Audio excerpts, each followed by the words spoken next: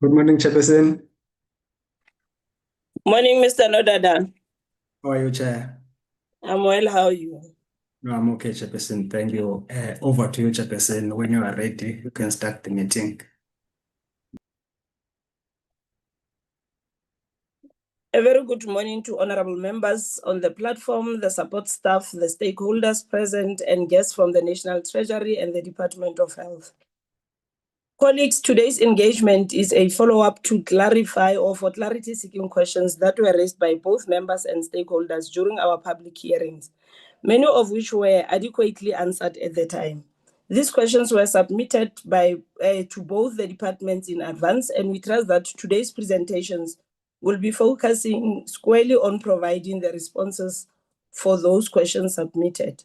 While National Treasury is able to address matters during the tabling of the bill, there are always sector-specific questions that require the relevant department to provide them with policy-related insight. In this case, the Department of Health, as the custodian of function that the bill seeks to fund, plays a critical role to clarify the issues that were raised both by the members of the committee and also issues that arose from the public hearings which we had. I therefore appreciate your availability, colleagues, in today's meeting, and we are looking forward to a clear and substantive responses that will support the committee in fulfilling its oversight work. I'm going to request Mr. Nodada to flag the agenda of the meeting and give us all notices of apologies from members.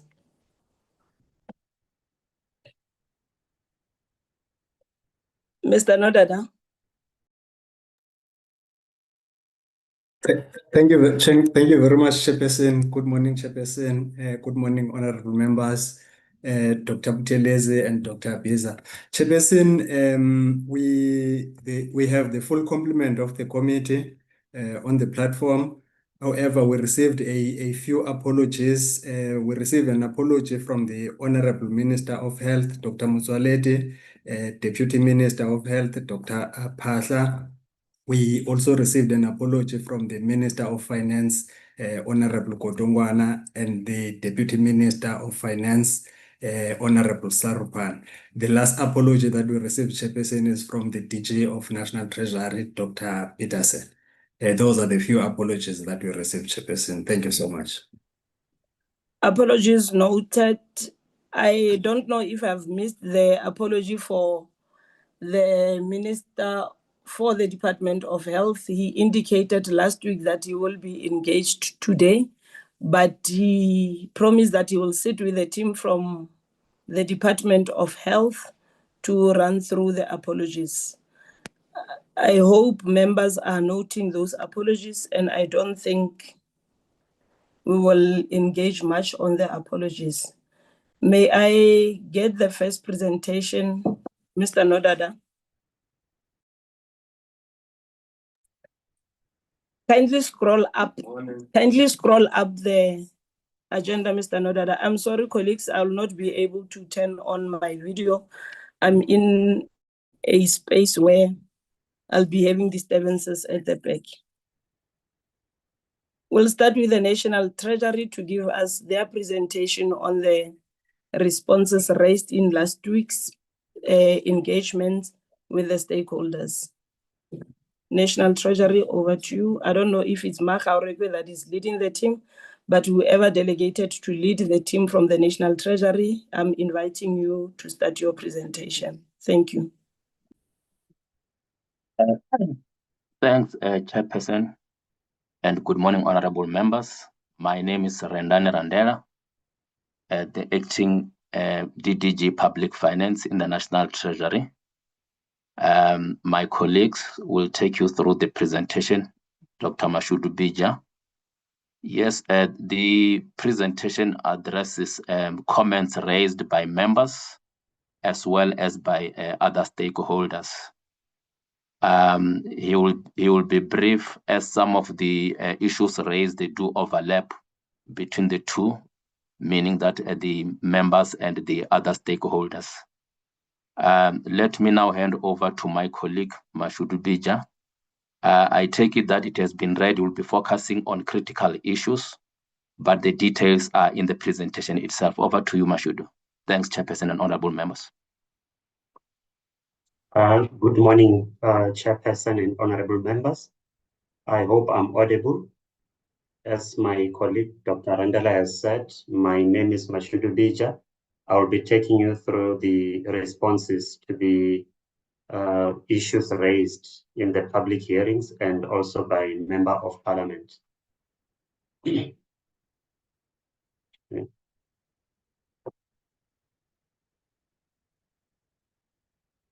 Okay. This first slide, Honorable Chair and honorable members, it provides a context. The first two slides is just to provide the context of why we are here. As you recall, on the 15th of October, we introduced this Special Appropriation Bill before this committee, and this was coming from the Section 16.1 of the PFMA allocation of 754.5 million to fund issues related to the PEPFAR withdrawal. And honorable members, I think in the recent engagements, especially with stakeholders, something which was raised sharply by the FFC was that why are we still continuing with this bill whilst there is a PEPFAR bridge plan that was announced by the US government? Honorable Chair and honorable members, I just want to indicate that the PEPFAR bridge plan, it's a temporary relief measure to cover over the next 6 months until the 31st of March 2026. And it's an allocation or funding of around 115 million US dollars or about 2 billion rand. And in terms of what we have seen in the past, PEPFAR used to fund almost around 7 billion rand annually for HIV/AIDS programs in South Africa, especially in 2025-26. So the 2 billion rand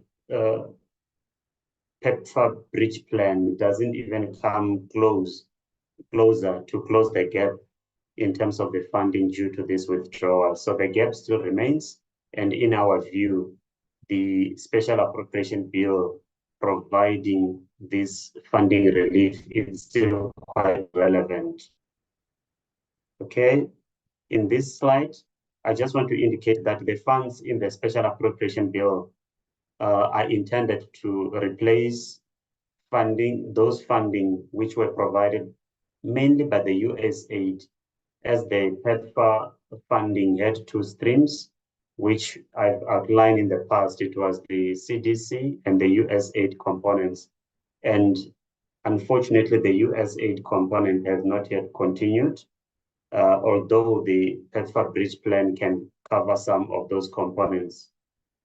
So this Special Appropriation Bill, Honorable Chair and honorable members, is introduced before this House in terms of Section 16.6 of the PFMA, which requires that whenever an allocation is made in terms of Section 16 of the PFMA, there should be an appropriation bill introduced before Parliament within 120 days.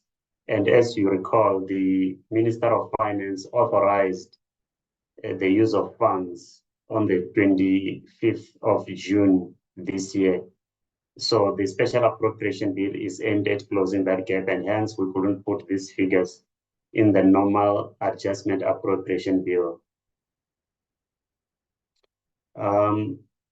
With regards to the inputs that were raised by members of parliament and other stakeholders, Honorable Chair and honorable members, you would have realized that there is some overlap in the issues raised by members of parliament and the stakeholders themselves.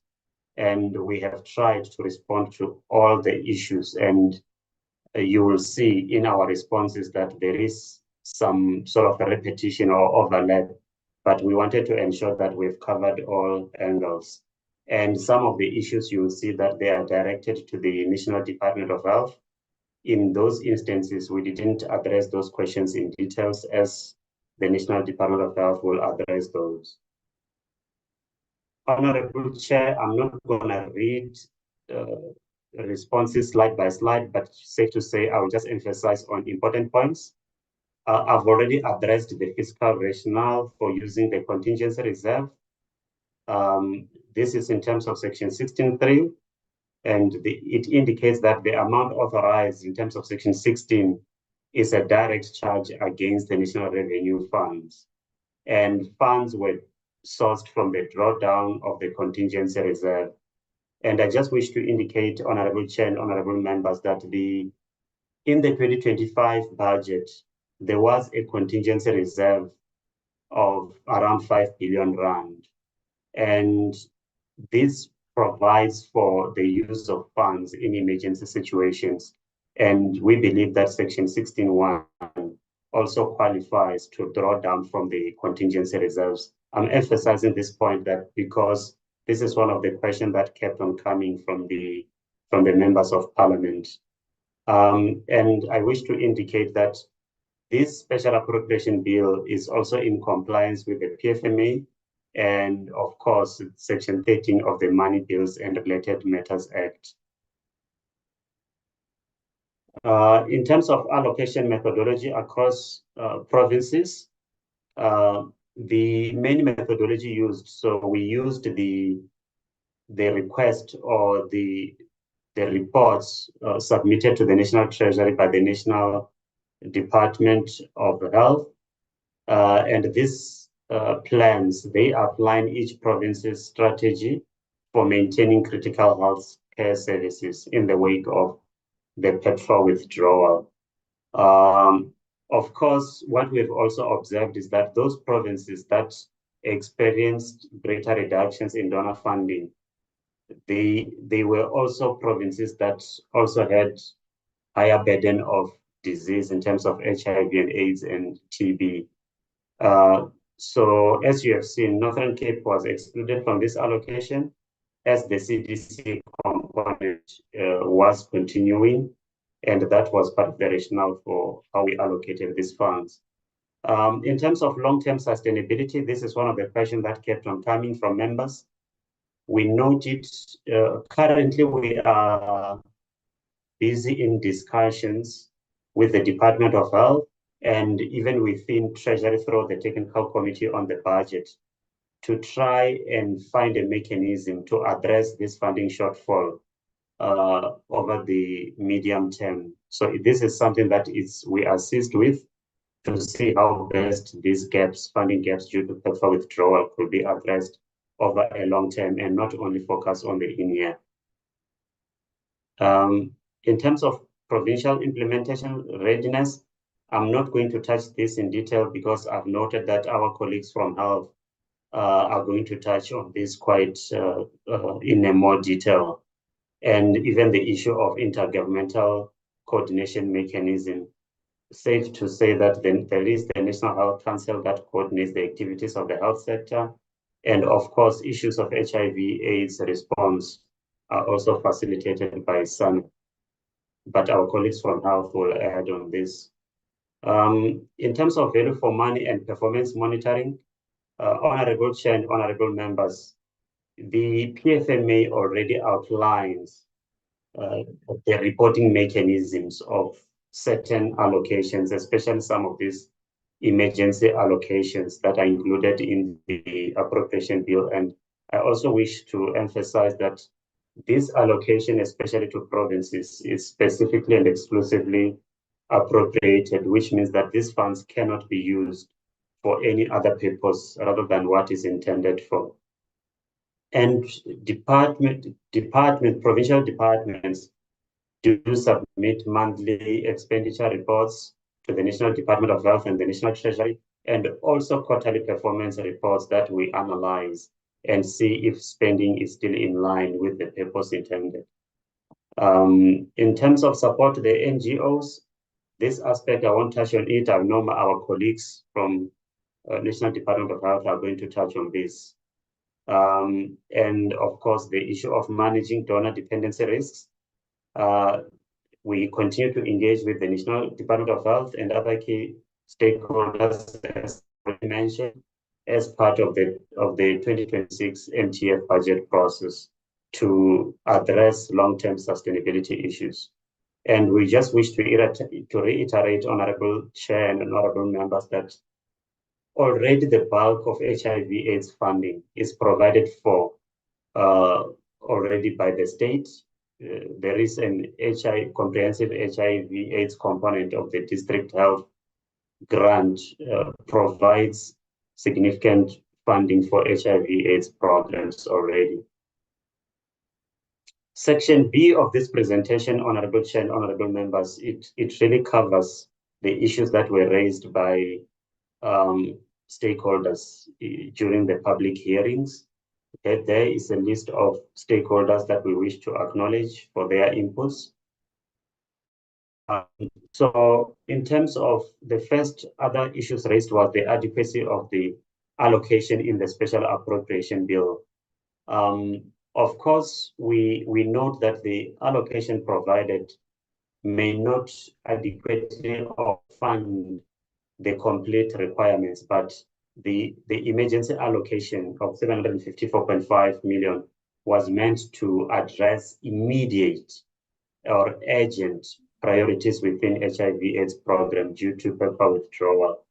And of course, there is also augmentation from the PEPFAR bridge plan, which will also assist to close some gaps that we thought were there due to the PEPFAR withdrawal. So in terms of the plans, the funding, as I've indicated already, was based on the proposals developed by provinces themselves in liaison with the National of Health. Of course, the need for multi-year domestic financing strategy, I've already touched on this, that National Treasury through the TCB is also engaging the National Department of Health to look at long-term funding strategy to close this gap. In the next slide, Honorable Chair and Honorable Members, in terms of transparency and parliamentary oversight, National Treasury, as I've indicated, also submits quarterly expenditure reports to Parliament to facilitate effective parliamentary oversight. So from our perspective, we don't think that there is a gap because these expenditures and performance thereof will still be presented before Parliament on a quarterly basis.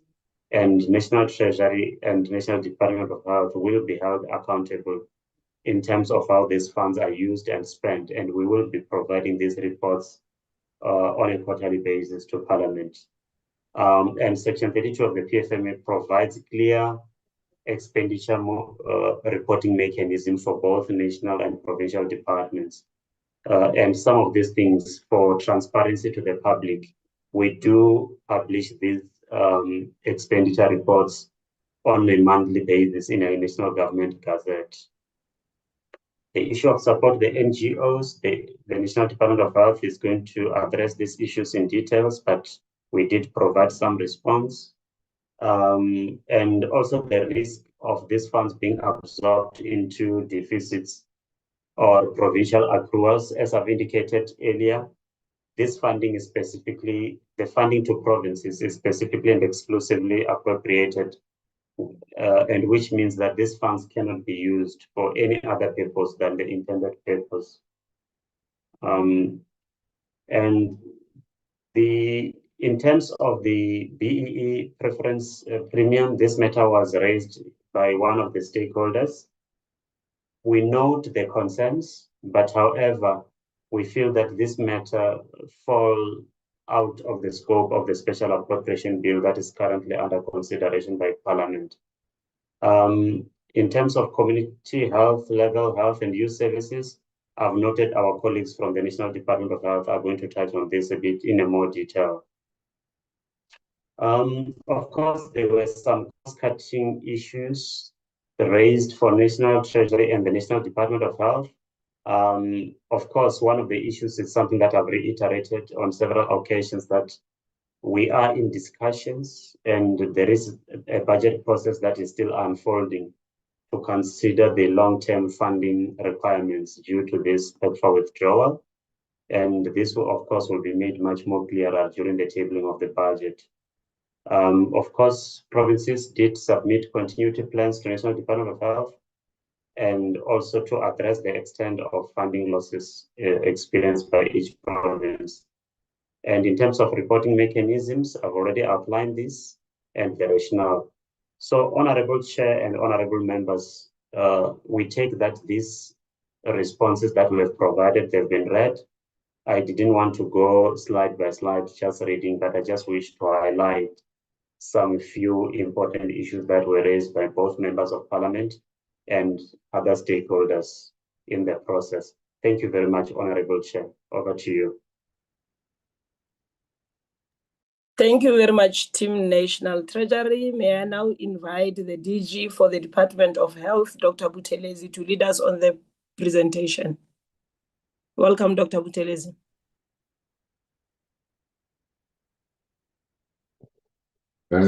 Thank you very much, Honorable Chair, and good morning to the honorable members on the platform, and good morning to my colleagues from National Treasury and from the National Department of Health. Most of some of the things that we will be presenting to respond to the stakeholders that were consulted by the Select Committee on Appropriations. There will be some issues, actually quite a number of issues have already been covered, so I hope the members will really bear with me. But I'll try and avoid the repetition from my colleagues from National Treasury. Let me put my presentation on. Thank you very much. Then our presentation will start with the preamble, and then we'll then go through the questions. All the sections that are there in the outline are actually the questions responding to the questions that were actually raised by the honorable members. The department is responding to these questions under the understanding that these questions they relate to the Section 16 PFMA allocation, as was stated by my colleague from National Treasury. We wish to start by informing members of that the health sector has been actually been hit by persistent austerity measures by National Treasury over a decade, which amounted to what we regard as massive disinvestment in the public health sector. Whereas the private sector actually experienced a windfall in the form of 70 billion rand subsidy to the medical scheme members, which increases every year, and added to this the 33 billion tax credit or rebates to medical aid beneficiaries. We need to emphasize this part to members so that they understand where most of the expenditure in the health system of the country is concentrated. As long as healthcare expenditure in our country is such that 51% of the total expenditure serves only 14% of the population, and leaves the whopping 86% of the population to survive on the remaining 49%.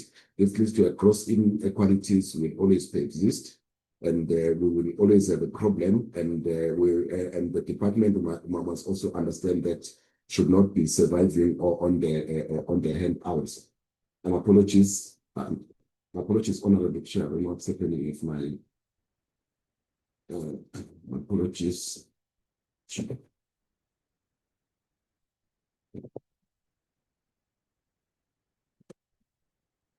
Gigi, don't you maybe need an assistance from our secretariat to help you with the presentation? Like maybe sharing the presentation from their side.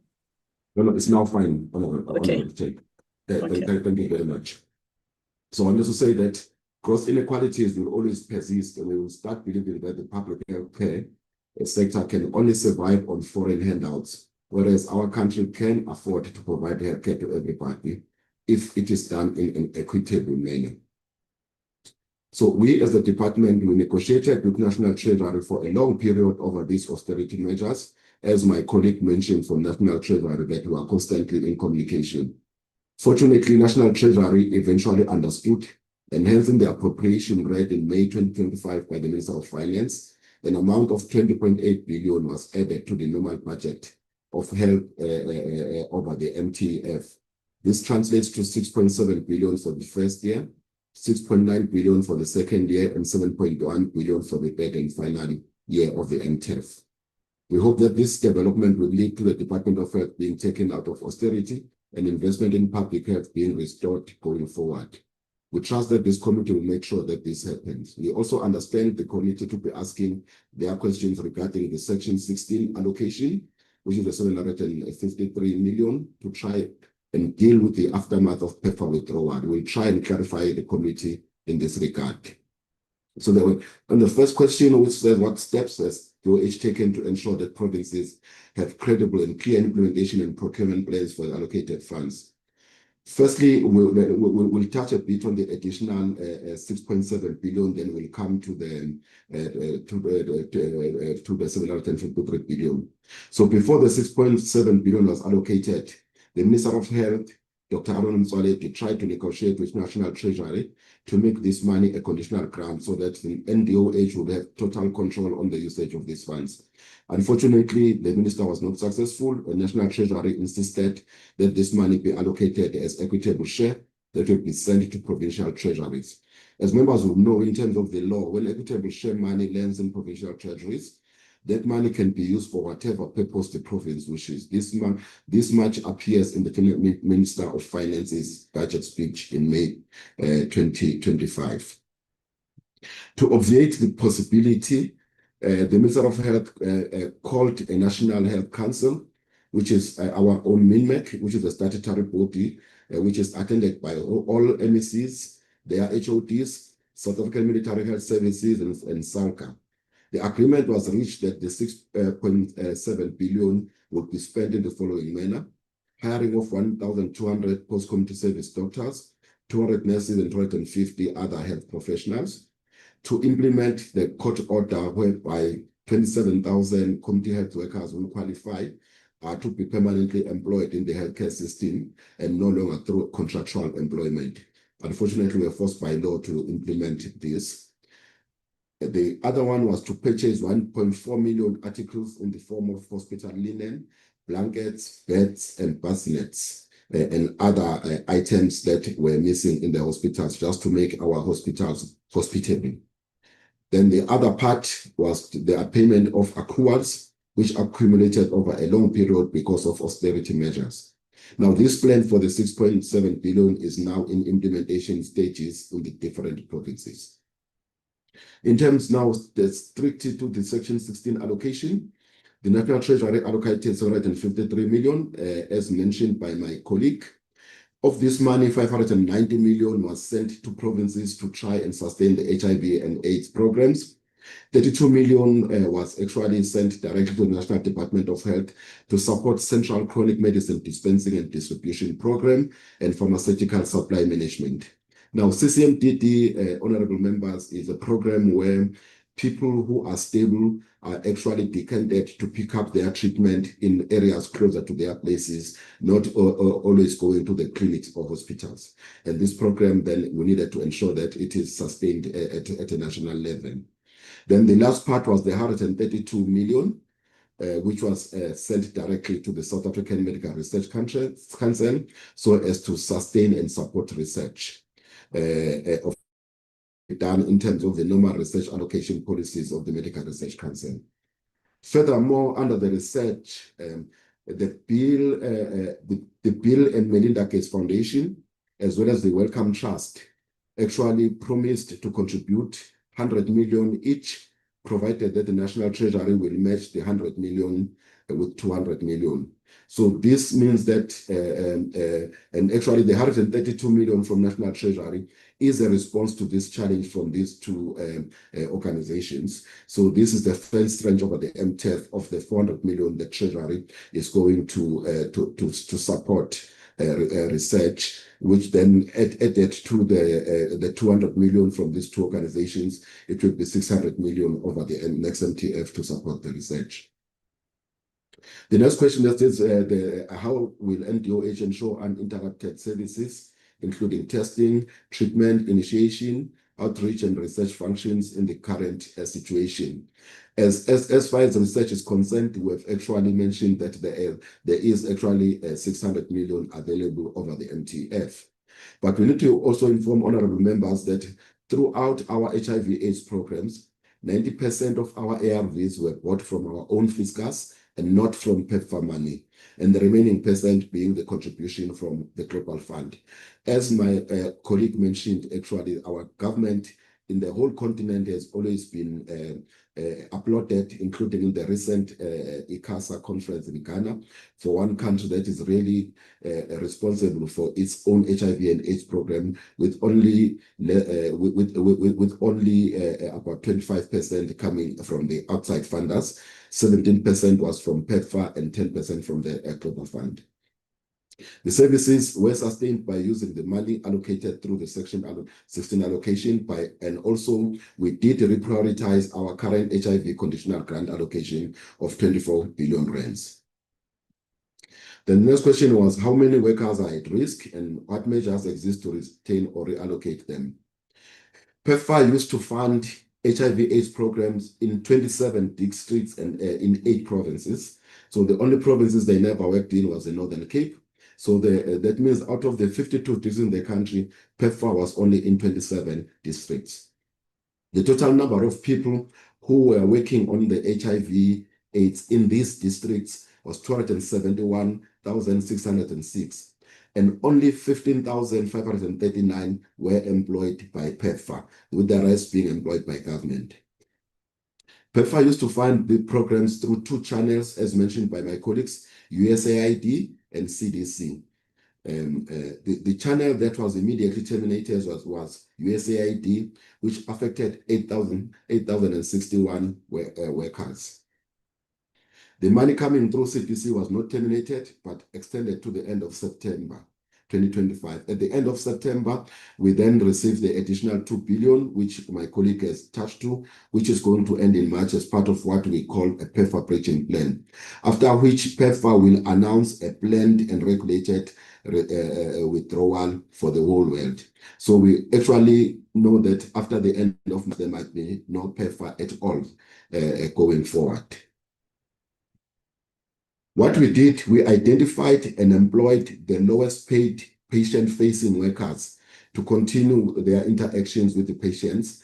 And here we're using the Section 16 funding, and most provinces are at an advanced stage now. By patient-facing, we're looking at, for example, people that were doing counseling, people that were doing linking up patients, people that were doing data capturing. So these people, those are the ones we focused on. It must be recognized that PEPFAR pays their salaries in dollars, which we as South Africa will definitely not afford. Also, the international funders and philanthropists that we've been talking to, as well as other development partners and donor governments, told us a similar problem, that they will never be able to fill the gap that was left by PEPFAR. What step will DOH take to support NGOs that previously delivered services to the public? There were only 12 specialized clinics independent of the government in the 27 districts, which were managed by the NGOs that were supported by PEPFAR, and they were mainly providing services mainly for key populations clients that were not part of the basic package of care, such as sex workers, hormonal replacement therapy, men who have sex with men, and transgender and people who inject drugs. And these were funded by PEPFAR.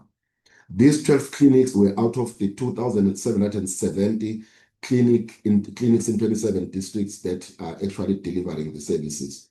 What was then done to the patients who were served by these 12 NGO specialized clinics, which were serving about 62,000 patients, was that they were sent together with their files to government clinics, which are these 2,770. So we actually got all the files of these patients. We then referred them to the nearest clinics to get these services, and they followed up via telephone calls to which clinic to go, where their file has been moved to. However, we need to emphasize that it was not only PEPFAR that was funding NGOs that are working on HIV and AIDS program. There are other prominent funders like the Global Fund that have been supporting the country with health services for key populations. The government itself had funded several NGOs that are working with key populations.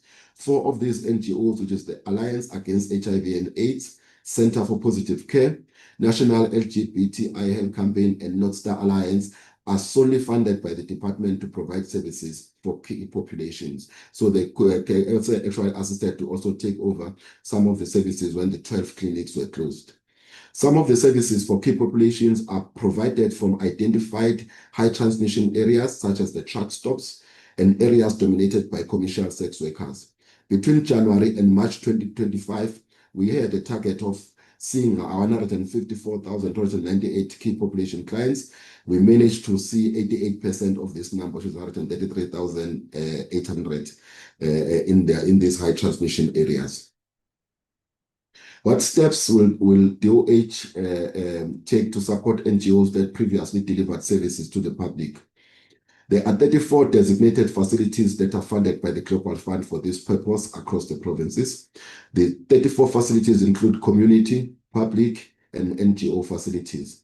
And the total number of key populations that were serviced by the Global Fund, this is in addition to the others that were serviced by the high transmission areas, was 74,140 as at the end of March 2025.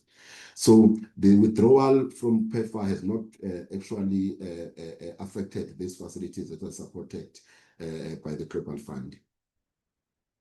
In terms of governance and consequence management, Honorable Chair, I would like to hand over to the CFO just to quickly deal with this one.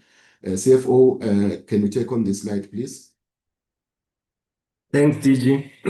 I'll go on through the few slides, which we have, I think it's about 7.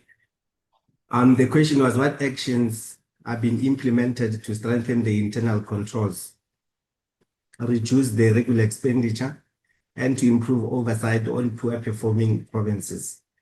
So, Chair, the first one, I think we indicate that at the sector, we did establish the 10 by 10 with the Auditor General, where we ensure the audit uniformity throughout the health sector. So this meeting, we normally have it 2 times a year, as we indicate in the second bullet point. The meeting in this year, we had it in May 2025. So this is the meeting where we discuss issues to have the common understanding on matters that are uniform for the sector, which are affecting us as a sector. We also do have the CFO's forum on top of this 10 by 10, Honorable Chair, which the next meeting will be held in the next 2 days from tomorrow in Glasgow. So that's where we discuss on the issues where we need to strengthen the internal controls within the sector to reduce more, especially the irregular expenditure and other issues that we have. We also have the medical legal methodology that we have developed. So that will be ready, it will be shared. That is a framework. It will be shared with the provinces. And then the provinces, they will be able to adopt that methodology so that they are able to apply it in the provinces. But most of our provinces, Honorable Chair, they are already doing that. We also do have a peer learning process where other provinces are benchmarking on others. For instance, we also did have the Eastern Cape benchmarking on the Free State in terms of performance management, because in the Free State, they have been doing very well. On the next slide, we then just show the audit outcomes that we have in the sector. Unfortunately, you see, compared from previous financial year, there is a regression of 1. But in terms of the Eastern Cape, for the past 10 years or so, they have been receiving the qualified. In the past 3 years, it was mainly on these medical legal claims, and they have improved to unqualified. We still have in the Free State that is still on the qualified. And Gauteng, it's also on the unqualified for over 10 years. And then we had KZN and the Northwest. You'll see that they've regressed from unqualified to qualified on different issues. While other provinces, you'll see they've been maintaining the unqualified audit, of course, with the Western Cape achieving the clean audits. And then on the next slide, because this was also talking on the controls that we have and the pressure that we have as a sector.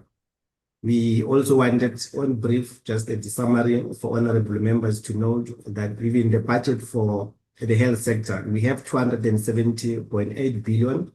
So of this 270 billion, our accruals in the previous financial year were sitting on 24 billion. And this accruals share, it was an increase from 21 in the other previous financial year to the previous year of 2024-2025 to 24 billion. So if you just do a straight deduction from the budget that we have, you will see that as a sector, we are already suffering about 8.9% if we take out the accruals. And there are provinces which you see the accruals, they take a significant portion of their budget. For instance, the Eastern Cape, that accounts to 22.2%. We also have in the Northern Cape, even though they have the smallest budget allocation on 16.4%, and also followed by Gauteng on 12%. And you can see together with the other provinces that we have in terms of the impact. On the next slide, we then just showing how the sector having some of the processes to reduce the procurement irregularities. I think there has been a couple of issues that we have. In terms of this one, we establish and review the fraud risk management policy where we ensure it's developed and enforced. Those are endorsed as a health sector-wide anti-fraud policy with the clear roles and responsibilities to promote the culture of integrity and ethical behavior. We also do the risk assessments, and I think you will be aware. I mean, we have to make sure that we detect the ghost tenders that we have within the sector, if there are those ones, the ghost employees, just to make sure that we don't have those issues as we proceed. We also have the preventative controls where we make sure that we must implement the segregation of duties. Even the issue of digital procurement issues, the Honorable Chair, because we also had the tech NLC, which was led by the DG in Western Cape, to make sure that we can come up with plans where we can implement the automation in terms of procurement processes within the sector to make sure that we can reduce the areas of fraud. Also, the internal audit roles, where we must ensure that we detect and report anomalies that we have. Strengthening the control environment within the sector, it will assist, because then as a sector will be able to prevent the reoccurrence of some of the duplicate payments, inflated invoices, make sure that we do market analysis and other processes that we must put in place to strengthen the control. So on the next slide, we also just illustrate in terms of the practical, responsive and investigations that we do, just to allow the department to source and immediate containment, appoint an independent investigation that will commence with legal actions and recovery. And of course, as a department, we collaborate with other law enforcement like the Hawks and SIU, surely you will have noticed in the recent future. We also make sure that there should be trainings and awareness that we do, even when we have new employees within the sector, make sure that there are basic trainings of all the government employees that we have, and also reflect on the steps and processes on how to report fraud and corruption, and how protection of reporters, whistleblowers, because recently we also note that the whistleblowers, they have to be protected so that they will continue to share the instances which they reflect fraud in some of the processes. So the few slides, it was a question in terms of coordination of planning, looking at the cash flow and the procurement cycles together with the National Treasury and Provincial Treasury. So in terms of the Section 16 allocation that DG and Treasury have indicated, the process was that the provinces will submit the business plans which are signed by their HODs. They have to submit to national, where we go through them and they get approved by the DG. And these business plans, they do outline all the activities that are funded through this emergency allocation. And they're also structured in terms of the government budget structures, or what we call SCOA. And after that, because we have the business plans, that's where we draw the cash flows and we submit to Treasury in terms of making sure that the funds can reach the provinces. I can also report, Honorable Chair, that to date, between 70 and 80% of the funds have already been transferred to the provinces. These funds have been transferred on a monthly basis, and we have made sure that then the provinces, they do have the funds to continue implementing the activities that they have put in their business plans. And all those provinces, they do have their own procurement processes and recruitment modalities to make sure that they can employ all those employees that DG has noted earlier, and says they make sure that we have those low paid or lower categories of employees that have been retained within the sector to continue with the activities. And on the next slide, just to indicate that we shared the planning templates with the provinces where we had the meeting, just to make sure that we have a standardized process. I think also Treasury, they have mentioned, because we submitted those business plans to National Treasury as well. Those were 10 business plans for each province and also at the national level. And the second bullet point, we just show that as National Treasury, they have links with the provincial treasuries. As our national department, we work only with our provincial Department of Health. But of course, when we receive the money at the national, we give to provincial treasuries, and then they dispense to our provincial departments of health. And I think I've already indicated that we have done that consolidation of cash flow in the procurement plans from the provinces, and make sure that we submit to Treasury so that it can inform all those cash flows that we have developed. And we do have meetings with National Treasury to do the reviews or performance of all these activities. On the next slide. Yeah, I think I'm done, but I can just continue on the next one slide, which the question was, which indicators will DOH use to measure improvement on the HIV and TB outcomes, which are linked to the Special Appropriation Bill allocations? So here, those are the plans that I was indicating, Honorable Chair. So I just wanted to end with this slide where we indicated that the Section 16 appropriation was based on those plans, which was 9 from each province and the 10 at the national, as well as the research program, because there was 132 million which was transferred to the MRC. And those programs which were submitted to National Treasury shows the output that are expected. I think DG, I'll stop here and just check on the next slide. I think you can be able to take over. Thanks.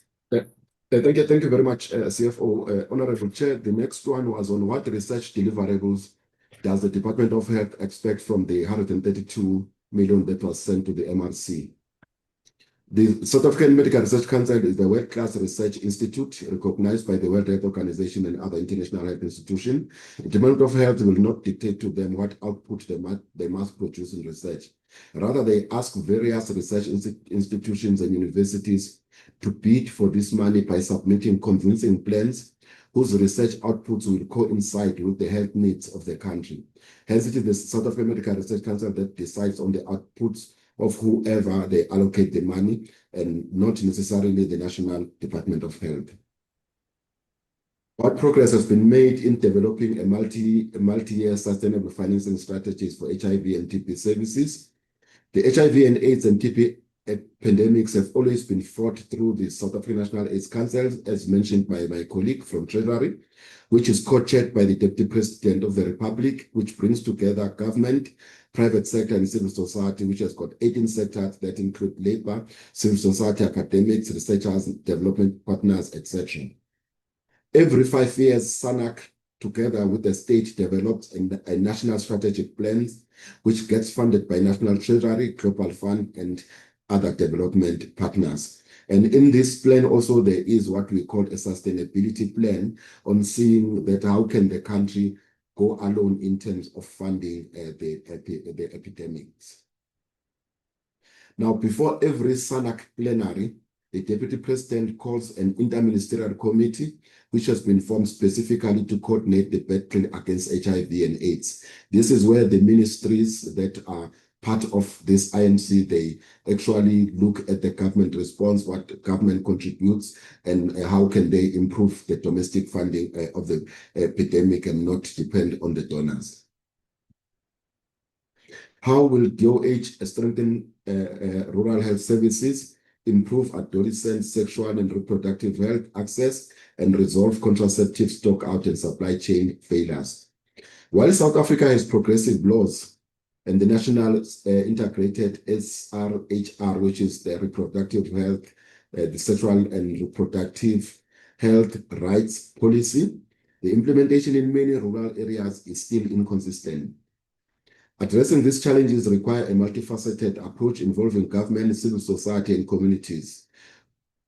The National Department of Health continues to train healthcare providers to adopt a human rights-based approach to service delivery, ensuring non-judgmental and respectful care for all individuals, regardless of their background or identity or age. So it will also allow that the younger people access the services.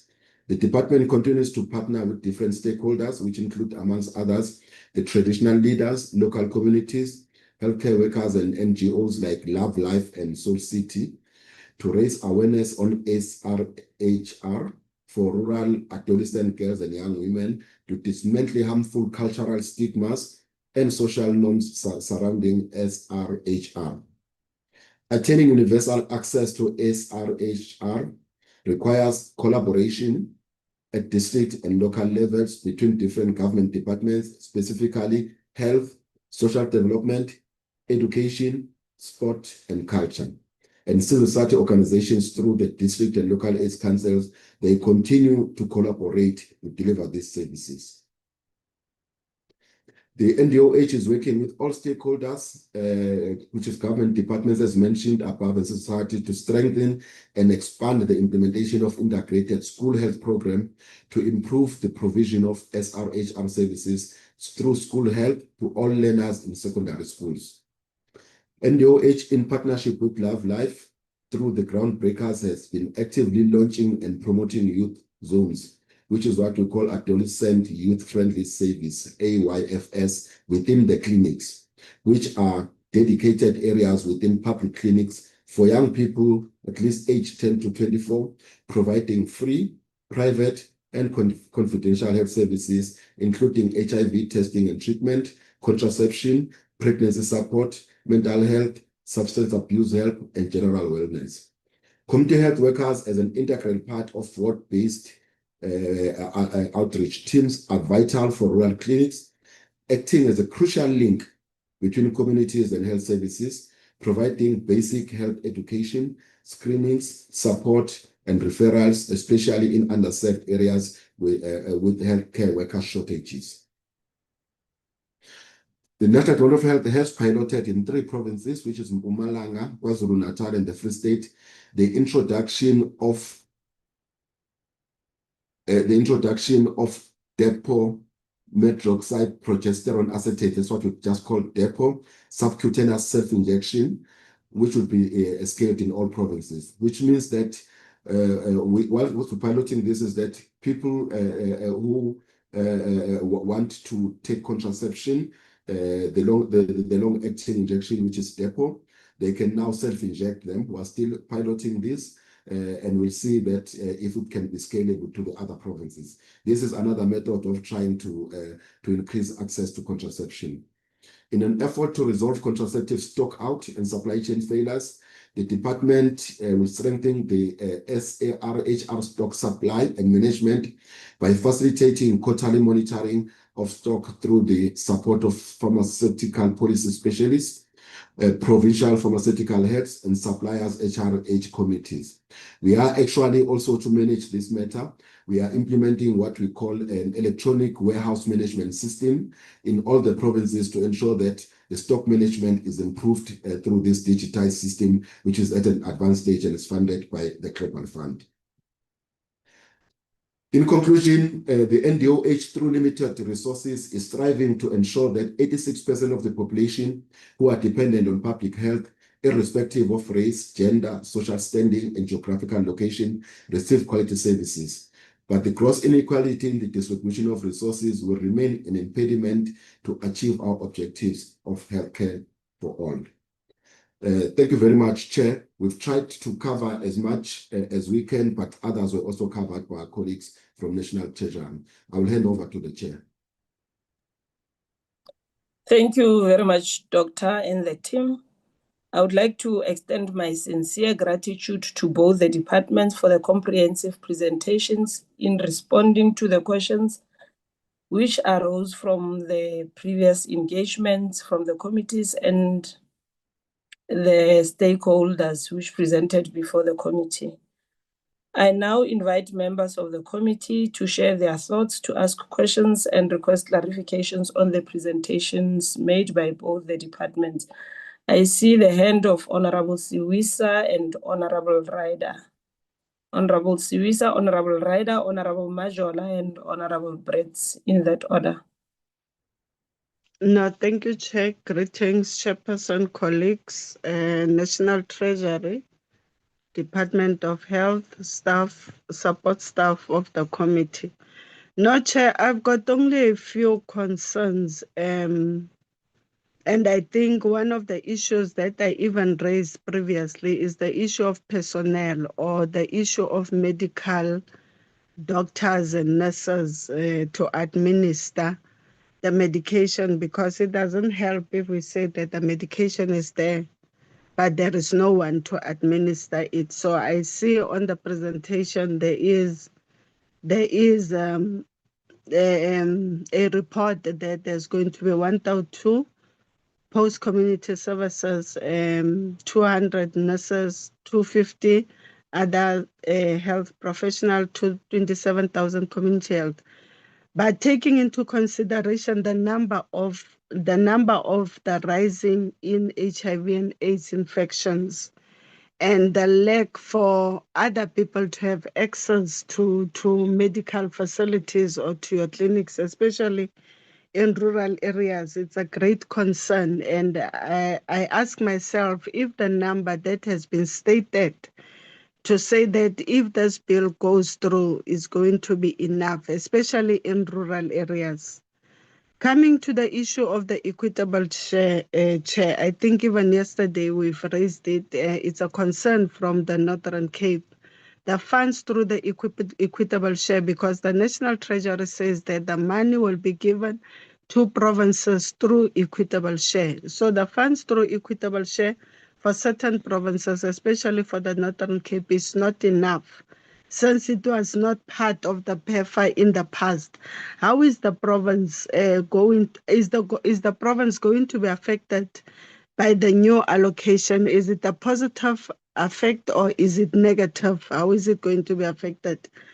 We cannot only just speak about the PEFA, but we need to, globally, we need to holistically look into the Department of Health, Chair, because it's not only about the medication, it's not only about the HIV and AIDS. And I'm raising this because National Treasury also touched on other funds to that are being given or how it's going to be distributed by the Department of Health. So one of the main issues would be there's also shortage of medication. There's a the infrastructure itself of the Department of Health. You go to your hospitals, they are not conducive enough to be able to look after sick people.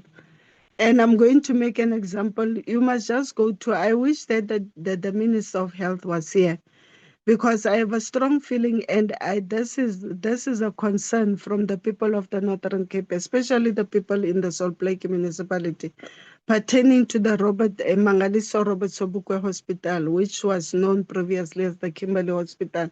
Go and look at the state of the hospital, how untidy the hospital is, especially when you go to your outpatient section of the hospital. There are even issues about the hospital in Berkeley West. There's an issue about the hospital in Kuruman. It's a pity, Chair, that the person who's supposed to hear this is not in the meeting, because the minister needs to act on those. And the issue that funds will be given through equitable share. And Northern Cape is one of the provinces that is affected by the issue of equitable share. And I'm not going to get into it, Chair, because I think yesterday when we did the division of revenue, a lot was said about the issue of the provincial equitable share, especially from the province of the legislature of the Northern Cape about their concerns. But those are just some of the concerns, Chair, that I think I need to raise to say that even if there is a plan to hire more people, is it enough, especially for rural areas? What are we doing about infrastructure? What are we doing about the shortage of medication in some of the hospitals? What are we doing about the corruption that happens in hospitals, which is affecting service delivery in our provinces and is affecting service delivery to the people that need the services mostly, which is the community? Chairperson, so those are just some of the concerns. Maybe the DG will act on it. But I think, Chair, when we speak about health, and I also, we went to Northwest, there were a lot of issues that were raised about the Department of Health, especially when it comes to infrastructure. Maybe I would make a suggestion that at some point the minister must come, so that we must have a conversation pertaining to the Department of Health across South Africa, especially when it comes to funds that affect the select committee of appropriations. Maybe we can have a decent conversation, and then we must be taken into confidence as to all of the concerns that I've raised. How are they going to be attended by the Minister of Health, so that we must make sure that we've got properly running health facilities? It doesn't matter whether the money is put in, but if the facilities are not properly run, we are still going to have the same problem that we've been facing for the past years. So I hope that, Chair, at some point the minister will come, and then we'll have that conversation with him to take us into confidence as to what is this plan, especially when we go to 2026-2027 financial year. Thank you, Chair. Thank you, Honorable Siwisa. Your comments and the suggestion that the minister must be called in is noted. Honorable Ryder. Morning, Chairperson. Morning, colleagues, ladies and gentlemen. Yes, indeed. I'd like to agree with Honorable Siwisa's suggestion and support it, noting the large amounts that are appropriated each year to the Health Department. I think it would be useful for us to engage directly with the department and in a slightly longer way to interrogate the expenditure. And yes, indeed, our experiences in the Northwest lead us to question some of the expenditure, and I think it would be appropriate for us to unpack that when we're given the appropriate amount of time. So I associate myself with those comments, please, and support the call. However, Chair, today we're dealing with the Special Appropriation Bill that is before us. Chair, I don't have any questions, but I do want to make a couple of comments. And firstly, just appreciate the volume of information and the explanations that have been given to us today and in the writings that we've received over the past week or so from both finance and the health departments. It really makes it a lot easier for us to do our work and to evaluate this request, which is it is a strange request. It's unusual, and I think it needed a little bit more unpacking. The information that was given to us initially was, let's be kind, didn't say sparse. But the subsequent information that we've seen has really helped us to apply our minds and help us get towards a position where we're comfortable making a decision. So I'd like to thank the two departments for taking our concerns seriously, because clearly they have, and they've spent a lot of time putting together the information. So, so yes, it's a word of appreciation to both departments for that. But also, Chair, I'd like to at the end just say again, our committee needs to also take a bow on this one, because I do think that, we could have just rubber stamped the request. We certainly didn't. We've ensured that due diligence is is processed or is undertaken. So that is where we've brought ourselves today to ensure that we get this additional information, which certainly goes a long way to helping us make a decision. Thank you to the presenters. It's greatly appreciated. Thank you, Honorable Ryder. I hope the comments are welcomed by both members of the committee, the support staff, and the two departments that are before the committee this morning. Honorable Majola. Thank you, Honorable Chairperson. Greetings to the members of the committee and both National Department of Health and National Treasury. And thanks for the detailed responses from the question arises.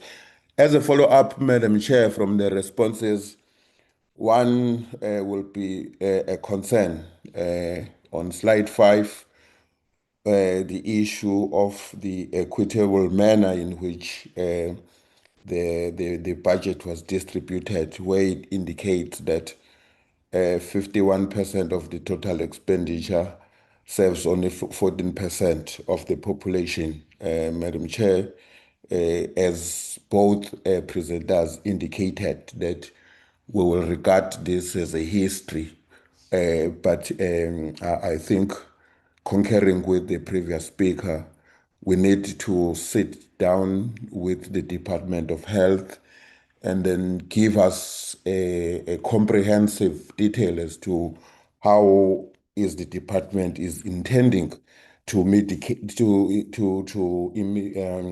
deal with this matter of the equitable manner the budget is shared. The second one, Madam Chair, since both departments, the Department of Health and the Treasury, there was a response on slide 5 where the Department of Health indicated that they've canvassed the National Treasury in terms of safeguarding these funds, to regard it or to classify it as a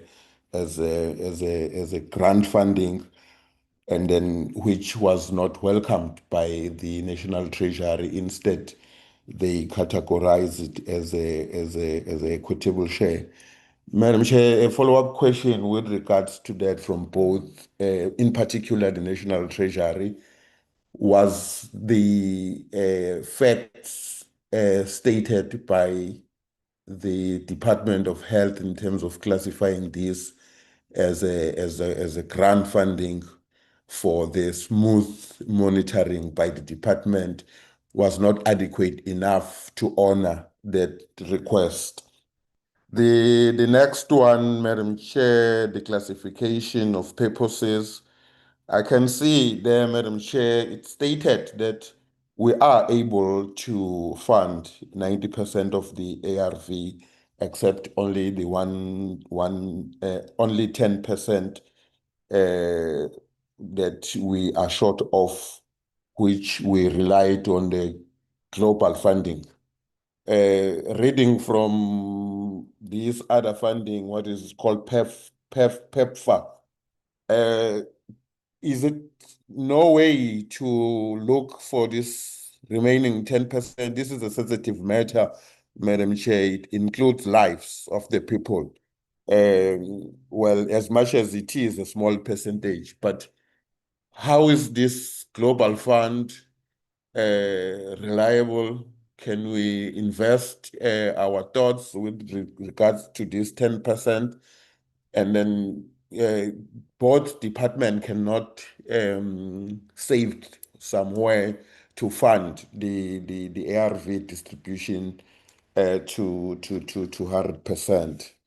The other one on slide 16, Madam Chair, it seems, again, emphasizing the point from the previous speakers, Madam Chair, slide 16, consequence management, that table, Madam Chair, it's telling us that the department in all provinces are struggling to manage their funds. Yes, as much as Mpumalanga, Western Cape, and Gauteng indicates the unqualified audit reports throughout the period we are given here.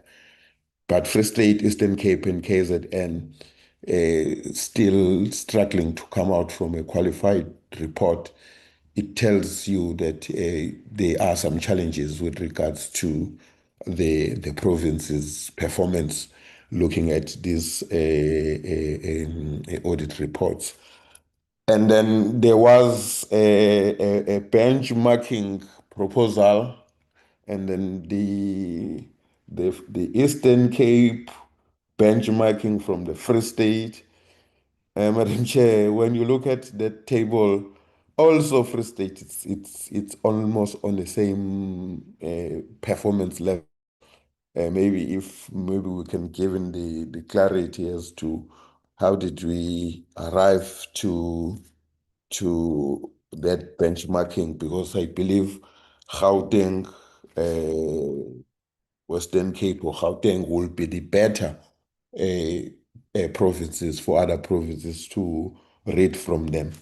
The last one, Madam Chair, it's with regards to this 115 million USD, which is equivalent to 2 billion, to cover, as it says here, the gap measures until 2026.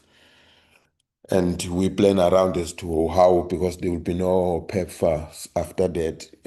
Madam Chair, do we still need this 115 billion? Because to deal discussing funds which are not stable in terms of the condition, the donor can at any stage when it suits them to withdraw it. I want to check whether there is no way that we can adjust it here and there. We look for savings to fund these gap measures until 2026.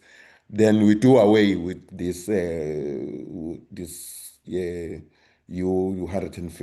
USD, because I lost, Madam Chair, the interest of discussing a donation from the donor, which, well, I can say it's not reliable to the beneficiaries of the donor. They can even withdraw. Well, we cannot even put our head on a block to say we will secure this 115 US dollar equivalent to 2 billion. Thank you very much, Madam Chair. Thank you, Honorable Majola. Honorable Brits. Thank you, and good morning, Honorable Chair and all members present. Yes, I've switched on my video so that you can see it's me. With your permission, I'm going to switch it off. Madam Chair, when we discuss health and any funding appropriated to the health services, so many people, so many opinions, and so many emotions that comes into play.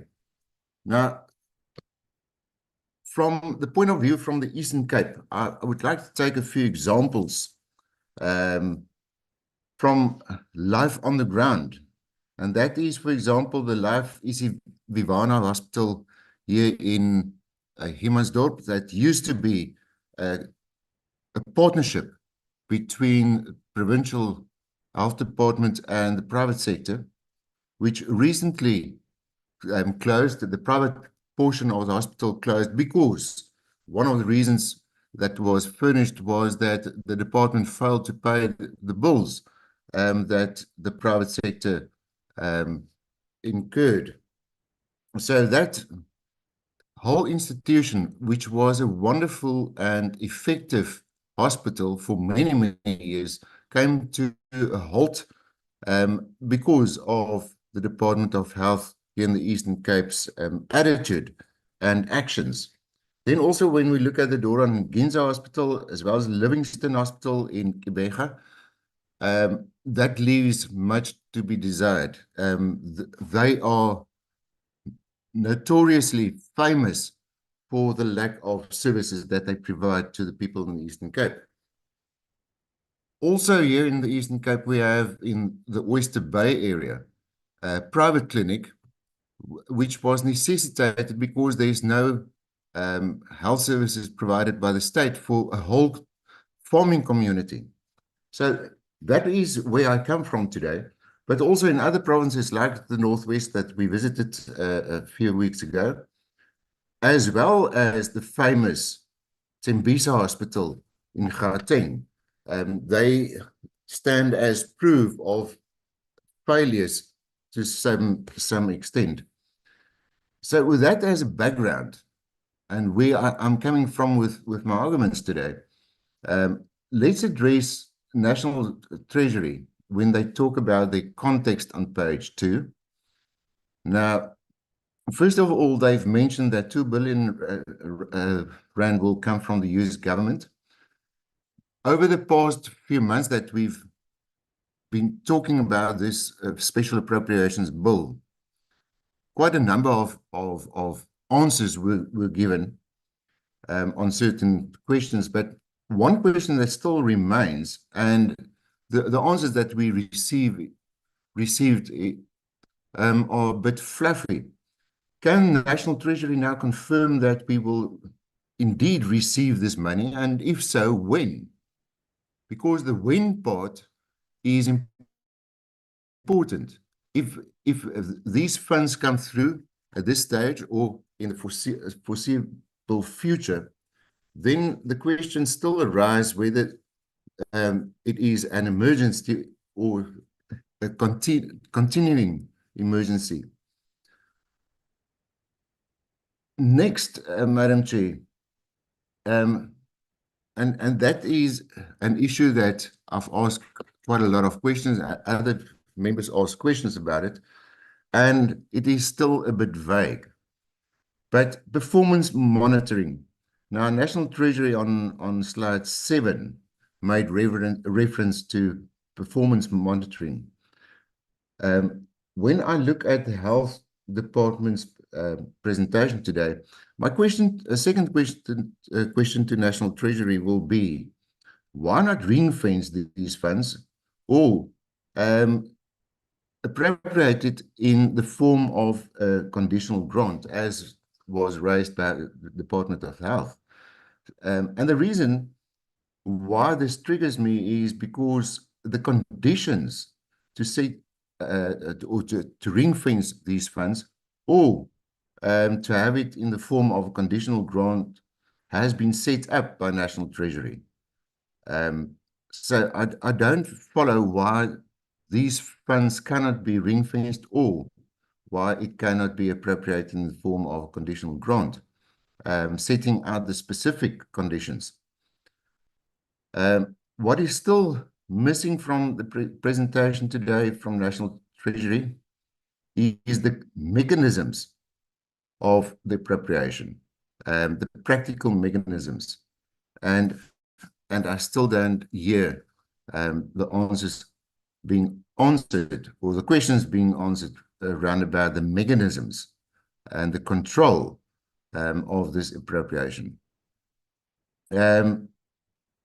Also coming back to emergency, and that's my question, isn't the real crisis today that it is not provinces that lack money and funding, but that National Treasury and Parliament keeps on funding systems that reward failure of provincial health departments and provinces, and very importantly, that we are protecting, or not we, that provincial health departments rather are protecting those who cause these irregular expenditures.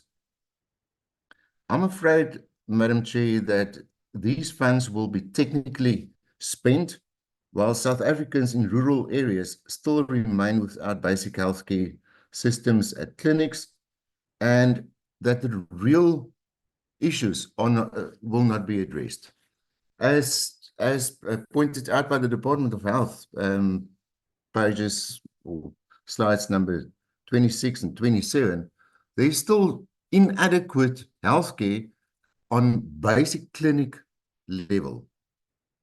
And I don't see that these funds will reach the people who really require it. But coming to the Department of Health, we saw the slide on unqualified and qualified audits, but provinces return a lot of money that remain unspent in provinces. And now, again today, we've seen the audit outcomes. There are unqualified outcomes, but the real outcomes on the ground remain rotten. Expenditure is treated as success in many instances, and intentions, like once again today, is treated as performance. But once again, the real service delivery on grassroots level in the hospitals and institutions that I've mentioned in my introduction remain struggling. They remain appearing to be incompetent to provide basic healthcare services. And health departments continue to receive increased budgets, and with this Special Appropriation Bill, they will receive more money despite persistent underperformances in the health sector. Now, what assurances can the Department of Health give us today that these funds will not again disappear in the system with real service delivery on the ground? And then lastly, Madam Chair, one of the aspects that I haven't heard being addressed either by National Treasury or by the Department of Health is the following. It appears that drug-resistant TB is on an alarming increase, especially in rural Eastern Cape areas. And haven't heard one single word or one single plan. How are we going to address, and how the Department of Health and National Treasury is going to address this ticking time bomb? More and more people refuse to take TB medication, which leads to drug-resistant TB, which is a very, very dangerous strain of this disease. And we've even heard of children dying where they contracted this TB disease because of parents that refuse to take the medication. So that is a very, very important issue that we need to address. But Madam Chair, once again, and previous speakers mentioned that, when we talk about health, we need more time to engage with the Department of Health specifically. And these sessions of ours and these committee meetings of ours does not create ample opportunity to address in detail our questions regarding health. Thank you, Madam Chair. Thank you very much, Honorable Brett. Honorable Swartz. Thank you, Honorable Chair. Thank you very much. I didn't listen to all the questions because I'm running in and out here because a lot of people are working around. But I agree with, I think, with the Honorable Brits, and I think Honorable Sowisa also addressed and also Ride also referred to it. And I will say that, you know, we need to consider and take into consideration what we said right at the beginning, you know, our legacy of the seventh administration. We really need to sit down as soon as possible and discuss health issues with the department and with the minister. Just a couple of clarity or questions or inputs from my side, Honorable Chairperson. For the Department of Health, can they confirm whether the 753 million is now under equitable share or under the HIV conditional grants? your presentation says equitable share, and Treasury says specifically and inclusively appropriated conditional grant. The second one, from how many donor-funded workers will remain unemployed after March 2026? And what is the plan for retaining critical skills? And in your presentation, you said that provinces submitted 10 plans with outputs. Can you please present these key outputs and indicators so that Parliament can monitor them? It was said that there was the 10 plans that was submitted. Your fraud reduction strategy reads like a policy framework. My question is, which specific provinces have implemented these measures, and what quantifiable improvements have happened thus far? And then, since PEPFAR will have a regulated global withdrawal, what will be your total estimated funding deficit from 2026-2027 going onward? And for National Treasury, Honourable Chairperson, given that South Africa lost 7 billion annually, do you consider 754 million adequate? Has Treasury calculated the impact of this shortfall on treatment, retention, and viral suppression? Treasury acknowledged that South Africa is now largely domestically funded. The question is, why is there still no multi-year financing strategy for HIV/TB sustainability?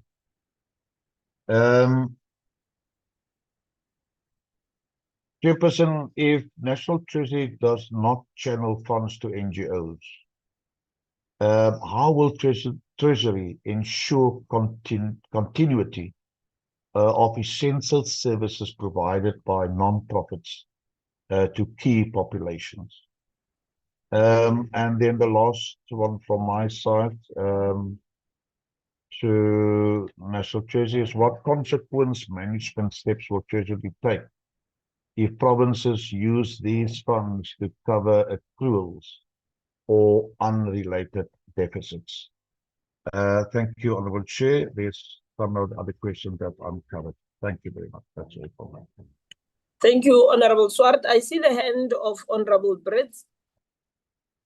Yes, thank you, Honourable Chair. I'm actually asking for a second, but there's one aspect that I've left out, which I would like to raise, that is concerning slide 18 of the Department of Health's presentation. So you may proceed, Honourable Brits. Thank you, Chairperson. Yes, as mentioned, slide 18 of the Department of Health's presentation, and that links to the question that was asked by the Honourable Swart. Now, specifically for the Department of Health, what criteria will trigger intervention against officials and not the departments in the provinces? And has the Minister issued consequence management directives? And when we bear in mind this Special Appropriations Bill, how will it be enforced if the Minister issued consequence management directives at all? Thank you, Chairperson. Thank you, Honourable Brits. Let me now re-invite the two departments, starting with the National Treasury, to respond to issues raised, comments raised, and questions by honourable members. Team National Treasury, Thanks, Honorable Chair and Honorable Members. Rendani again from the National Treasury.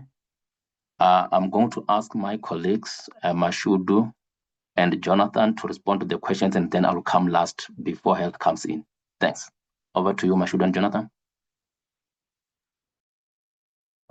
Thanks, Dr. Randela, and thanks, Honorable Chair and Honorable Members, for the questions. I'm going to take some few questions, and my colleague Jonathan will add.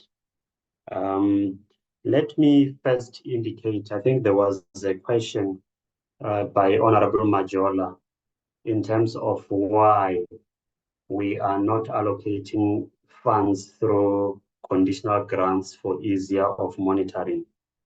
Let me indicate that the issue of 6.7 billion rand allocation in here does not pertain to the Special Appropriation Bill before the committee at the moment. The provisional allocation of 6.7 billion forms part of the in-year adjustment appropriation bill that has also been tabled. So that's a different allocation mechanisms, although this was reflected in the presentation slide by the National Department of Health. All the funding that are stipulated in the Special Appropriation Bill, specifically those which goes to province, they are flowing through the grant system, specifically the HIV/AIDS component of the district health grant, conditional grant. So all funds that are flowing through the Special Appropriation Bill is through the grant system. It's only the in-year provisional allocation to provinces that are flowing through the provincial equitable share, as I've indicated. The other questions, I think, let me address some questions from Honorable Brits. I think you raised the issue about the context page. The issue of, you said, can we confirm by when will we receive the funds as used in the PEPFAR bridge plan? I wish to indicate that I am glad that my colleagues from the National Department of Health are here.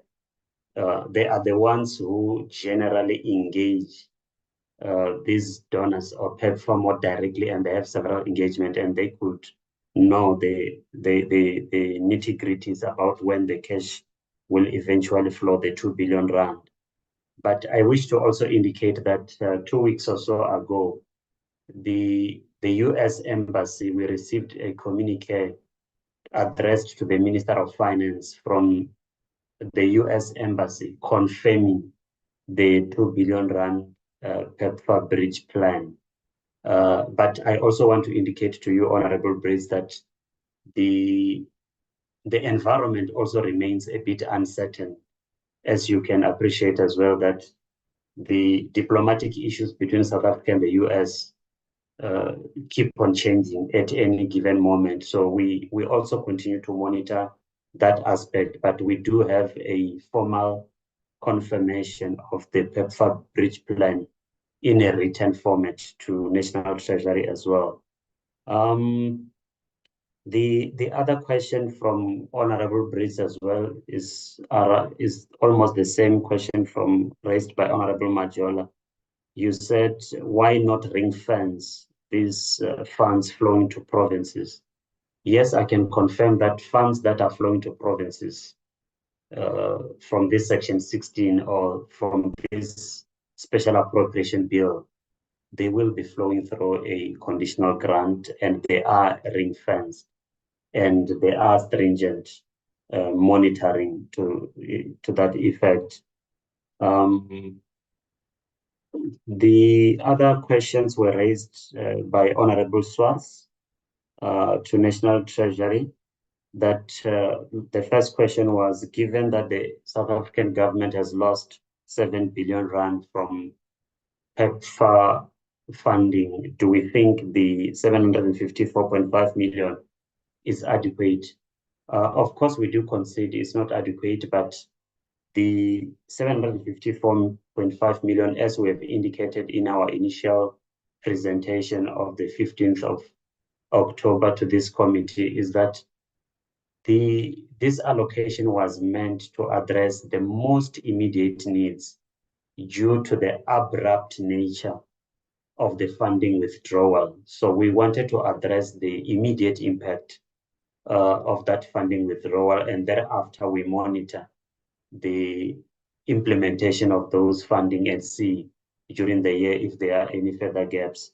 But that's what we continue to monitor within the system, as I said, and that's why we continue to engage with the National Department of Health to deal with stability of this funding going forward over the medium-term expenditure framework. Of course, and I'm also touching to the issue of multi-year funding strategy. As I said, we are in discussion with the National Department of Health as part of the 2026 budget funding issue. So this matter is under consideration or is being discussed within the government system. The other question, Honorable Swart, around the flow of funds to the NGOs. I think this question I would also want our colleagues from Health to assist, but my colleague from National Treasury, Jonathan, can also touch on it a bit. The final issue raised by Honorable Swartz is around consequence management in case these funds are used for what was not intended. Let me indicate that the conditional grant framework is very specific, and the Division of Revenue Bill does empower the transferring officer, in this case, the National Department of Health, and of course, working together with National Treasury, to withhold the transfer of funds if there is that violation. So there is consequence management outlined in the Division of Revenue Act and the related conditional grant frameworks. Over to you, Jonathan, to close some loopholes that I may have missed. Thank you very much, Mashudu, and good morning to the Honourable Chair, Honourable Members, colleagues from National Treasury and to and the Department of Health and other stakeholders. I think most of the questions have been covered. Maybe just to add on the question about whether or why the 6.7 billion announced in the by the Minister of Finance as provisional allocations for health pressures are not allocated through conditional grants, but rather through the provincial equitable share. I think that allocation that was announced by the Minister was relatively broad and intentionally so. So because the province, so the needs in each province differs. The broad areas that the Minister of Finance announced were pressures in compensation of employees' budgets, shortfalls in goods and services budgets, including accruals, and the appointment of unemployed post-community service doctors. So because of the broad nature of these allocations, it was seen as appropriate for these funds to flow through the provincial equitable share for each provincial Department of Health, together with the provincial Treasury, to determine the detailed allocation of these funds, rather than conditionalizing it from the top. And with regards to requests from the Department of Health or Minister of Health to make these conditional grant, the only correspondence that we received formally from the Department of Health regarding this was that an amount of 273 million of this allocation be allocated as an indirect grant to be managed by the National Department to procure beds and linen. And we did not support that because of what I earlier indicated, that the needs of each province is unique. We did not want to ring fence these funds for very specific purposes. But of course, if provinces see the need to procure beds and linen, they are very much at liberty to do so. I'm not aware of other formal requests from the Minister of Health or the Department of Health to make these allocations conditional. but it's possible that discussions have been had, but it's nothing that has filtered down to me. With regards to channeling funds to NGOs, so again, we do not ring-fence funds for specific NGOs or specific amounts that should be going to NGOs, but rather to conditionalize that this money should be used to replace withdrawn donor funding. And it's allocated as Dr. BJ indicated through the conditional grant, the HIV conditional grant, and then each province will decide precisely how to manage this. They were required to prepare plans for how these funds should be used and indicate, what amounts should go to NGOs, what amounts should go to goods and services, compensation of employees, etc., and submit those plans to the National Department of Health for their approval. So that sort of determination of the extent to which funding will go to NGOs is between provincial departments of health and the National Department of Health. So as Dr. BJ indicated, perhaps the National Department of Health can also comment on that. Thank you very much. That's all from my side. Thanks, colleagues.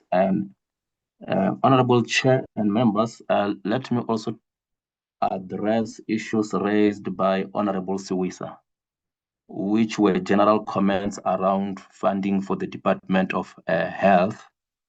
We will always be grappling with these issues as part of the budget process, funding for health in general. But let me also indicate that one of the priority areas is the provision of infrastructure, building of hospital, clinics, maintenance, upgrade, etc. And let me also indicate that there have been a series of engagements between the two ministers with a special focus on the provision of infrastructure. My minister always argues that with or without NHI, we need to invest in infrastructure so that we get this hospital ready for the implementation of NHI. But the point is that with or without, we need to invest in infrastructure. So we've been engaging with the Department of Health as part of our engagement, as part of the budget process. In addition to what colleagues have responded to in relation to the amount, 754 million, as to whether is it enough or not. I will also invite the DG Health or anyone from Health also to talk about some of the issues that were discovered when the PEPFAR was withdrawn. For example, I think the department was also doing an audit around the amounts, because I think one of the discoveries is that the cost structure it's very steep and unaffordable. I think there's a slide in the presentation by the DG Health that says they are paid in dollars and therefore it's not affordable. And again, the salary structure was very unaffordable. So this is part of the work, that ongoing work, as we interrogate and grapple with the issues of PEPFAR, among other funding issues. Thanks, Honorable Chair. Back to you. Thank you very much, Team National Treasury. Can I now invite the team led by Dr. Buthelezi from the Department of Health for responding to respond to questions by members and comments made. Thank you very much, Honorable Chair, and thank you to honorable members for all the questions. I'm going to invite a few colleagues before I come in and close. I would like to start with Professor Njeka, just to talk specific on an issue from Honorable Brits on the drug-resistant TB, mainly in the Eastern Cape. Professor Njeka, can you address that issue, please? Yes, thank you, DG.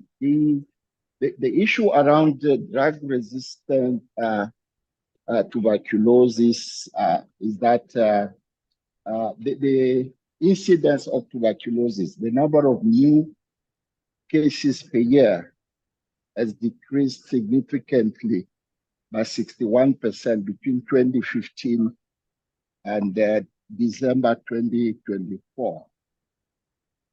So we see less of TB and also less of drug-resistant TB patients in South Africa. In addition to that, treatment success rate has improved, death rate has been reduced, and also loss to follow-up. These are treatment interrupters have decreased. Let me give Eastern Cape stats. So when we look at the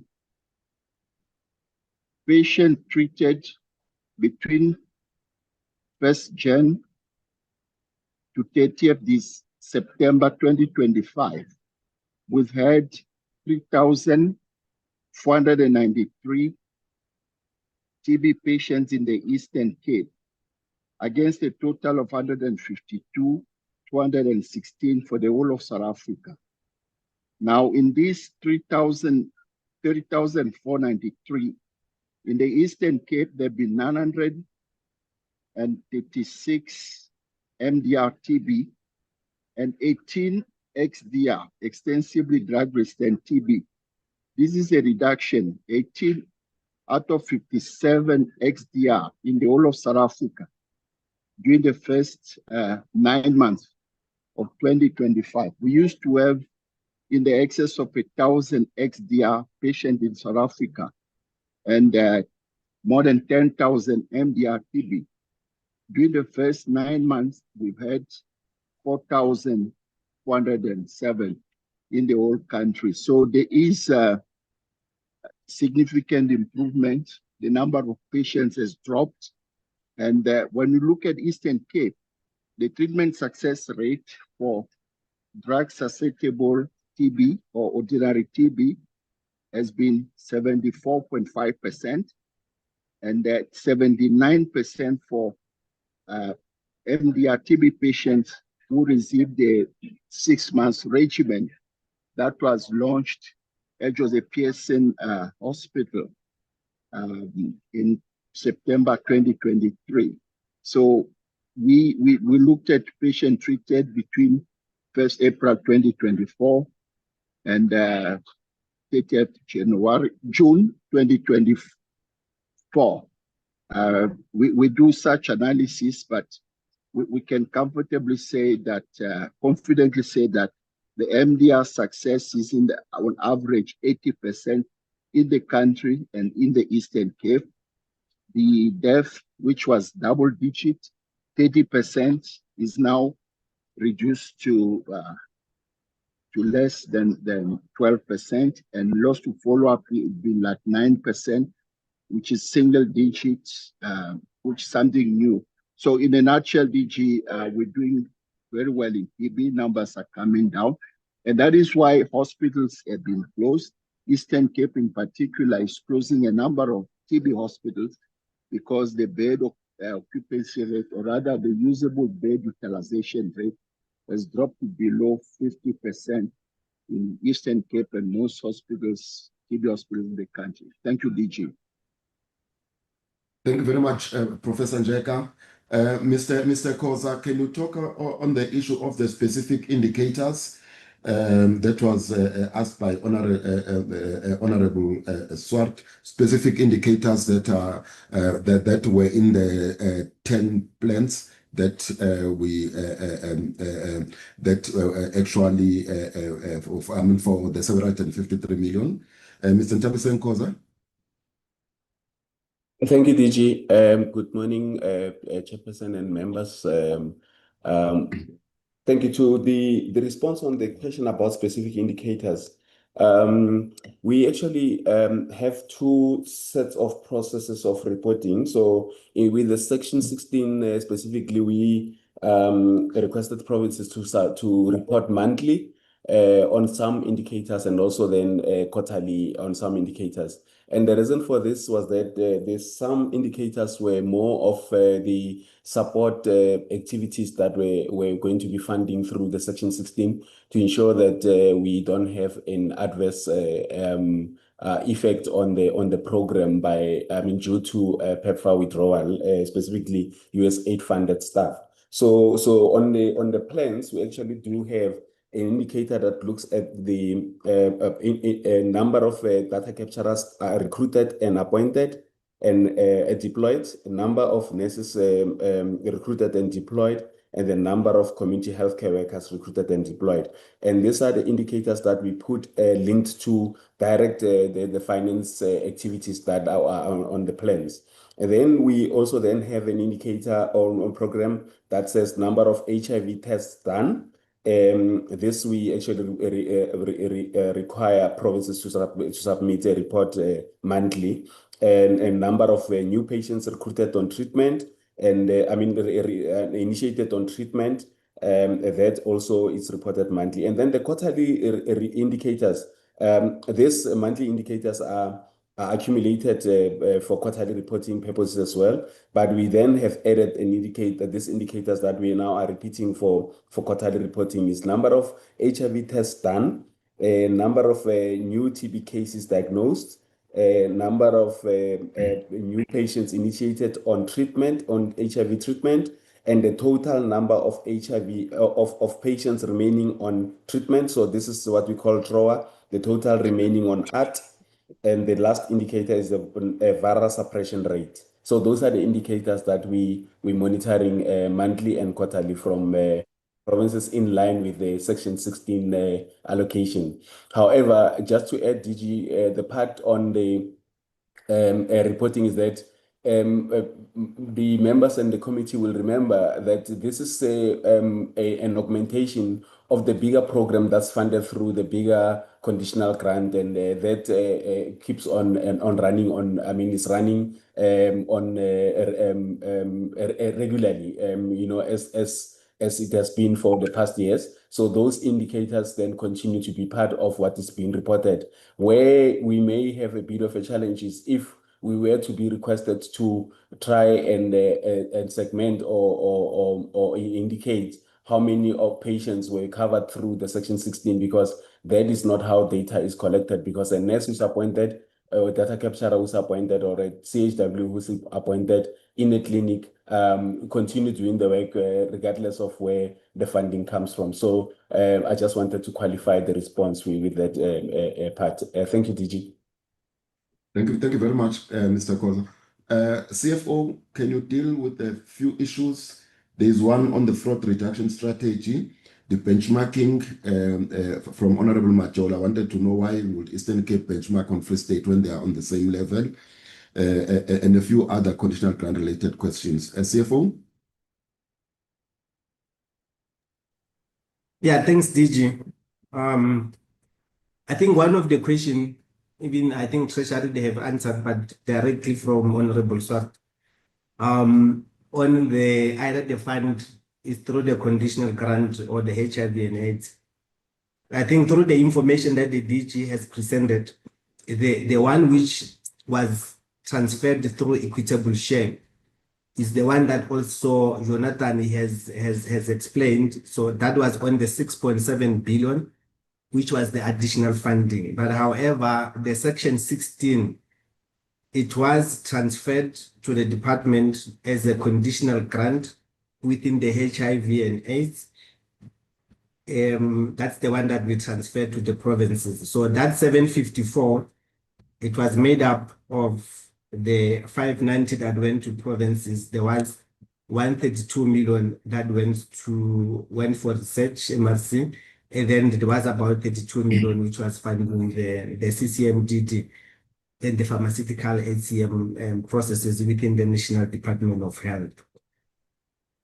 When the audits and also the issue of benchmarking, yes, we do note the comments which were made. So specifically on the audit outcomes, the provinces that are currently being qualified, so I'll only speak to those provinces, like Free State that the honorable member said they are qualified, but Eastern Cape, they go and benchmark. Free State, they are only qualified on the immovable tangible assets, while on the other areas, they have not been qualified.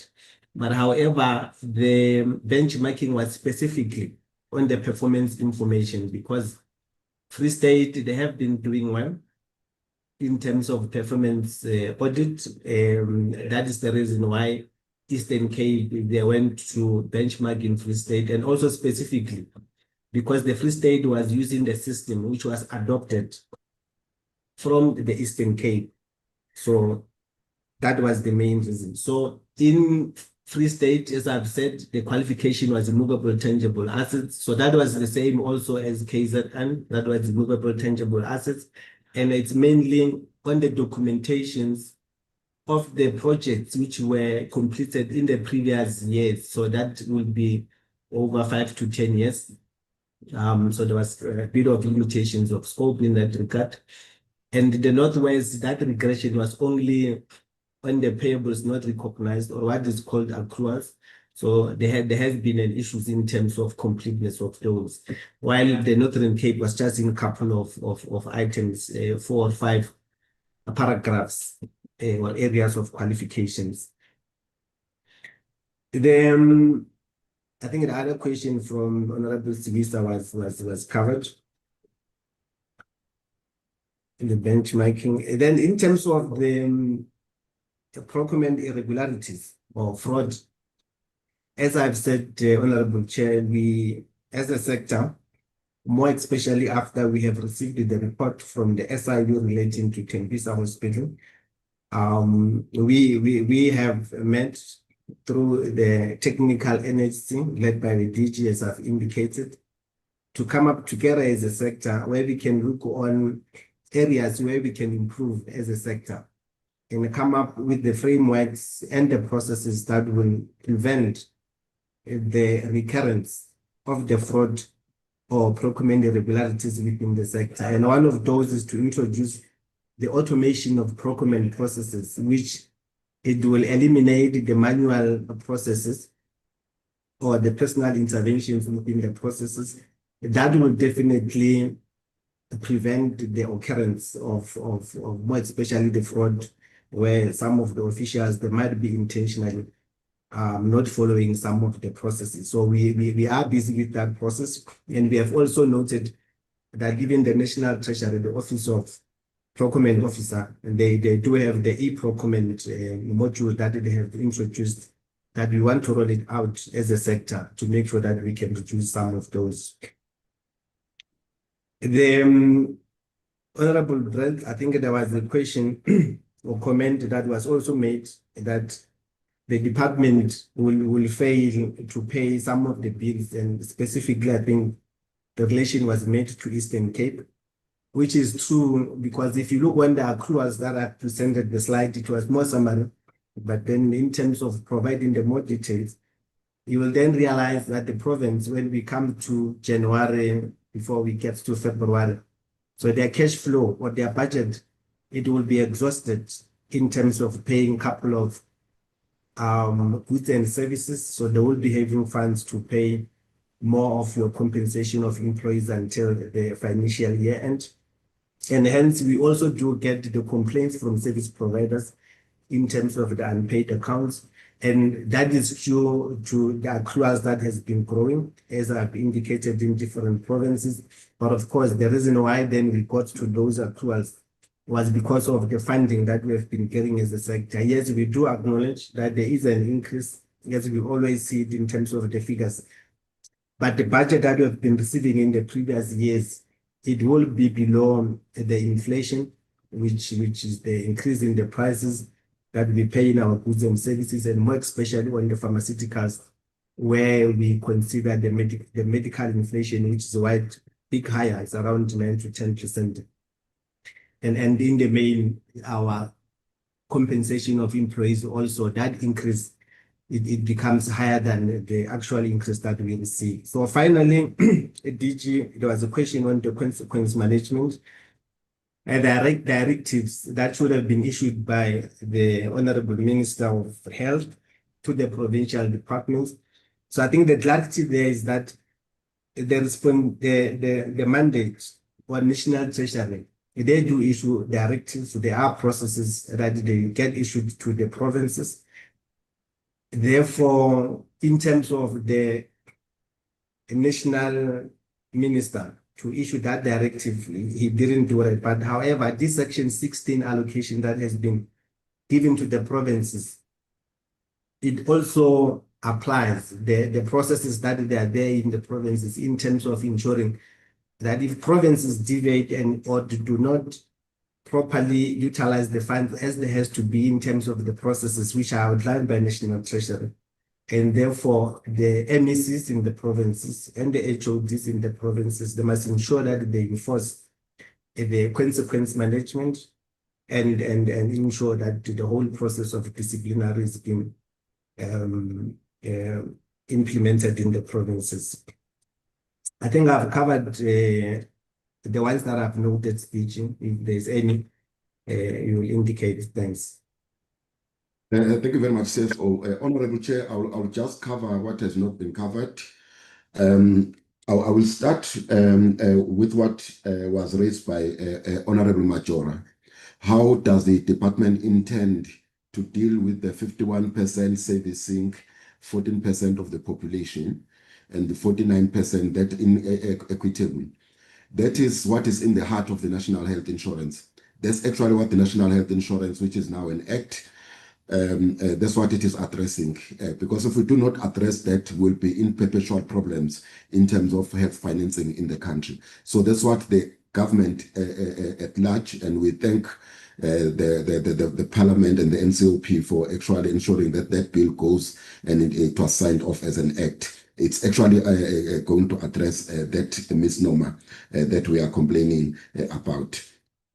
And then the second issue I would like to deal with, or maybe before I deal with that, let me apologize if we created a bit of confusion between the in-year allocation of 6.7 billion and the Section 16 allocation.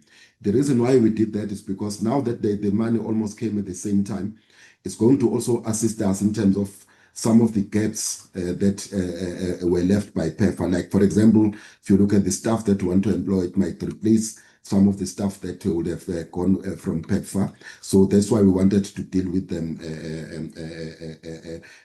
concurrently, though the actual meeting today really had nothing to do with the 6.7 billion, but we wanted just to put in a bigger picture on what we're trying to do to close some of the gaps that were picked up from both pots of the funds.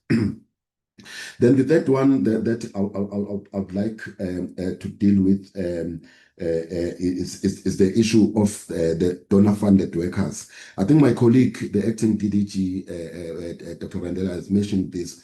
We did a thorough analysis when PEFA first gave an order of what exactly is happening, who's employed by PEFA, what are they doing, and how much are they earning, and do we really need them? And one of the first things that we discovered was that the PEFA structure was very top-heavy, meaning that there were many, there was a manager of a manager of a manager of a manager, getting paid huge sums of money. And there were a lot of duplications, and also the issue of different salary scales. You find that a nurse working for PEFA doing the same job will be at a higher salary scale as compared to the nurse employed by government. So we did that and looked at a lot of inefficiencies. And we then said, what is the minimum that we want? Even though I do not want to say that the 753 was enough, because we actually asked for 1.3 billion from National Treasury through the 10 plans that we submitted. But we agree that we will not be able to do exactly what PEFA was doing because there were a lot of inefficiencies. The structure was expensive. The structure was top-heavy. So that is why then we would not be able to absorb 100% of what they were doing. But also in addition, what we are doing now, we are very advanced in actually ensuring that we integrate the services, the HIV and TB services, into routine healthcare services. This is very important because PEFA still wants to push a verticalization of programs and run an HIV program from the top as if it works in a silo. It doesn't work within the whole ecosystem of health. And the team, the TSU that is working with us, in the department is trying to assist us to see how do we integrate so that we are able then to use all our resources effectively and be able to survive as we move forward. And then the next one that I want to deal with was, do we still need the 115 million US dollars? I'll say that would be that would be beyond my pay grade. It would be a diplomatic issue that would be dealt at a political level. However, there were questions that were saying, is this money here or not? Now, the way PEPFAR works is that they do not give government the money directly. What they do is that they, though they assist the government, they actually have implementing partners. That would be your Right to Care, your ORAM, your Health System Trust, different ones. They actually give those people money, and then those people then manage that money and appoint maybe staff in facilities and maybe buy computers if we need computers and do all of that. So most of them, I know some of the money is already with some of these partners and they've been submitting plans. Obviously, they don't get it in a lump sum. They also do the drawdown. Like we do the 753, we're giving it to the provinces per month. PEPFAR works in the same way. So that money, I know it is with some of the implementing partners that they are actually funding. Reliance on the Global Fund, yes, it is correct. Actually, reliance on any funder is not something that we should be working for. However, we know that the Global Fund works a bit differently from PEPFAR because PEPFAR is a bilateral agreement and Global Fund is a multilateral partner. As honorable members will be aware that Global Fund actually does a replenishment every 3 years. And we recently hosted the replenishment in South Africa, hosted by Honorable President Ramaphosa and Honorable Prime Minister Keir Starmer of the UK. It was on the sidelines of the G20, and that was to raise funds for the next 3 years. And in that replenishment, even though some countries are still going to be contributing, we're able to raise 11.3 billion rands for the next 3 years. So, and we've already had our allocation for the next 3 years. So, but I must say that it all depends on the countries contributing every 3 years. So, as a country, what we should really be fighting for is how do we ensure that we actually fund our programs, not only HIV, any other program domestically, so that when there are issues of geopolitics, we are not affected as government. Then coming to the issue, the CFO has raised the issue on how we actually trying to resolve the issue of inefficiencies, irregular expenditure, and fraud. So I'm not going to touch on that. Then I do agree with Honorable Siwisa. Maybe we'll need more time with the minister leading so that we can sit with the committee and take the committee through quite a number of issues that have been raised. In terms of the personnel, with the current budgets that we have, we will never be able to have the personnel that we need to appoint. So those are the problems that we are trying, we are trying to resolve with what National Treasury is trying to assist us as a country to move forward. Lastly, Honorable Chair, the issue of accruals is really very painful because we will be perpetually in problems if they don't get resolved. And we do appreciate the gesture from the National Treasury when this additional 6.7 billion, that accruals was one of the areas that was raised that we need to start withdrawing. Because how we got into the accruals is because of the austerity measures. That's number one.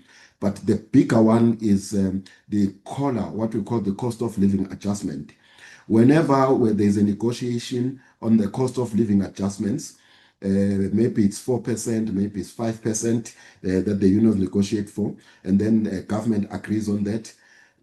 That money is not given to provinces. the provinces are left on their own to see how do they get their 4.5% for all their employees. So what that means is that then the compensation of employees budget keeps on creeping into the goods and services budget. Hence, then provinces start suffering and not pay their debts. Like laboratory services, blood services, medical equipment, like what the honorable member mentioned, that there was a hospital that was closed in Humansdorp because of non-payment. And Eastern Cape is the worst hit. So if really one of the things that we know it's a huge ask from us is that if really we can find money somewhere and settle all these accruals and start from a clean slate, and then be very strict on province to say if you get into this problem again, so that we think will be able to alleviate all the problems that we're seeing in the provinces because of the accruals. I think I would have covered most, but if I've missed anything, the Honorable Chair will guide me. But let me hand over to the Chair. Thank you very much. Thank you very much, DG. I myself am satisfied with the comprehensive responses. I don't know if members are clarified. Those that are not clarified, can I get an indication by show of hands? Honorable Swart is covered. Is indicating that is covered. I think all members are covered with your responses. Let me now take this opportunity to thank both the National Treasury and the Department of Health for the comprehensive responses. We really appreciate your availability in today's meeting because your substantive responses will assist the committee in fulfilling their oversight mandate as it was said by Honorable Ryder. With that being said, I would like to request members of the committee to stay behind for us to process or consider the report of our oversight in the Northwest, while I request the two departments or colleagues from the departments to can vacate the platform because the next item on the agenda, they will not be taking part on. Thank you very much once again, colleagues from National Treasury and the Department of Health.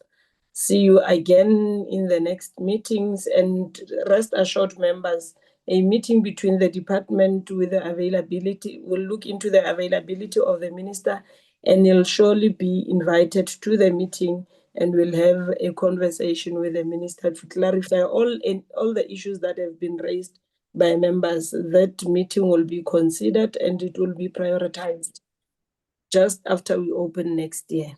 With that being said, thank you both departments. You can vacate the platform. Thank you, Chair.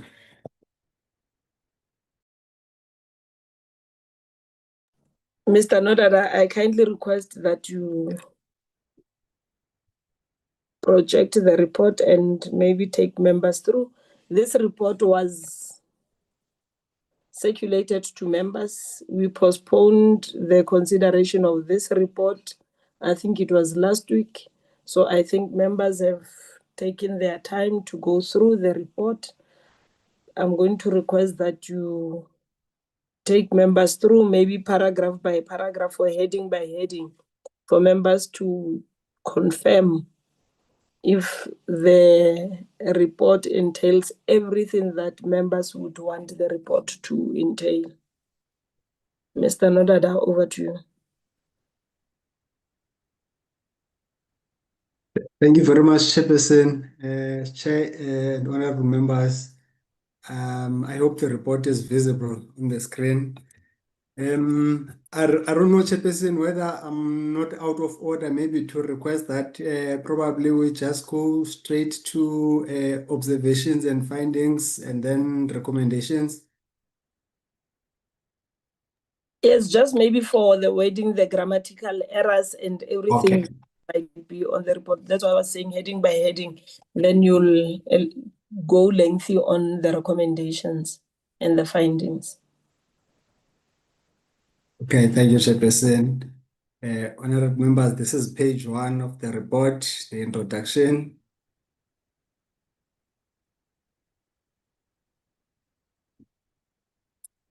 Purpose of the oversight visit. Page 2 covers the expected outcomes.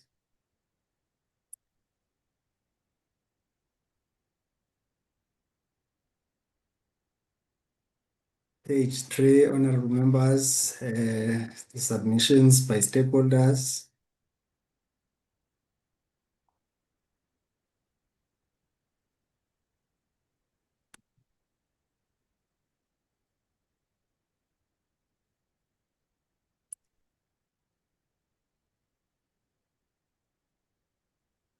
Page 4.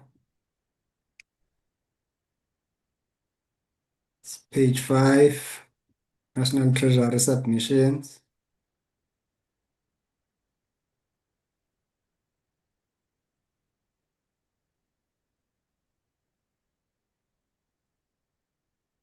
Page 6. Page 7.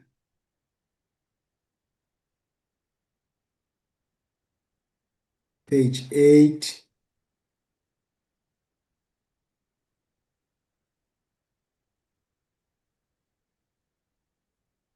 Page 9.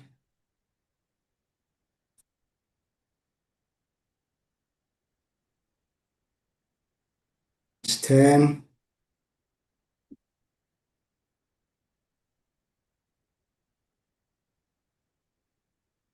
Page 11.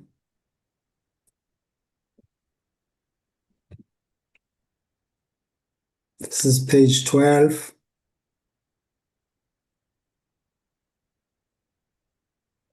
Page 13.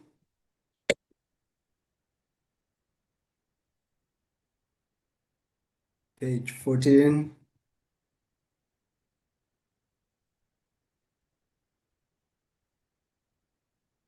Page 15.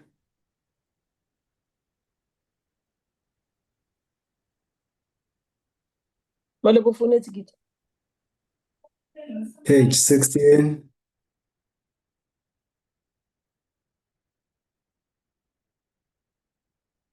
Page 17.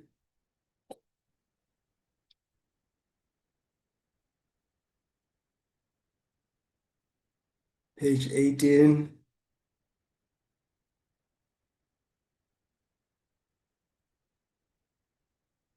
Page 19.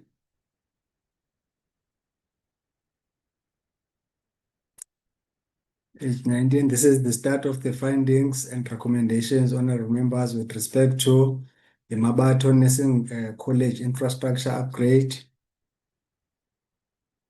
Finding number 1. Chairperson, honorable writer's hand is up.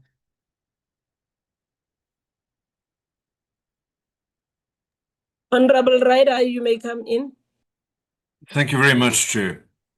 Chair, yeah, thank you for the report. And I've worked through it, and I thought it's appropriate for me to jump in at this stage rather than to wait until the end and give my inputs. Because, Chairperson, it's a good report as far as normal parliamentary reports go, and as far as you know, an administrative output that comes through. I think it's a great report, and I want to thank the team for the time that they've invested in it. Chairperson, my concern is this: the observations and the recommendations that we're about to get into are not reflective of the anger that I felt when I went to site and I got deliberately misled and lied to. I went and saw a performance, a theater, if you want to call it that, Chairperson. And you know, there was actual effort that was put in to misleading our committees. I'm infuriated, Chairperson, and to sit and go through these standard recommendations that are the things that we would normally see coming out of a normal oversight visit doesn't sit sufficiently well with me, Chairperson. I want to see people reported to the police, to the SIU, to the Hawks, to whoever it needs to be. I want to see recommendations that tell Treasury, this is a problem, go in and intervene. I want to see letters written to the provincial committee to say, here's a problem. We want to report from your oversight committee, because those are the guys that have the oversight, direct oversight over the provincial department.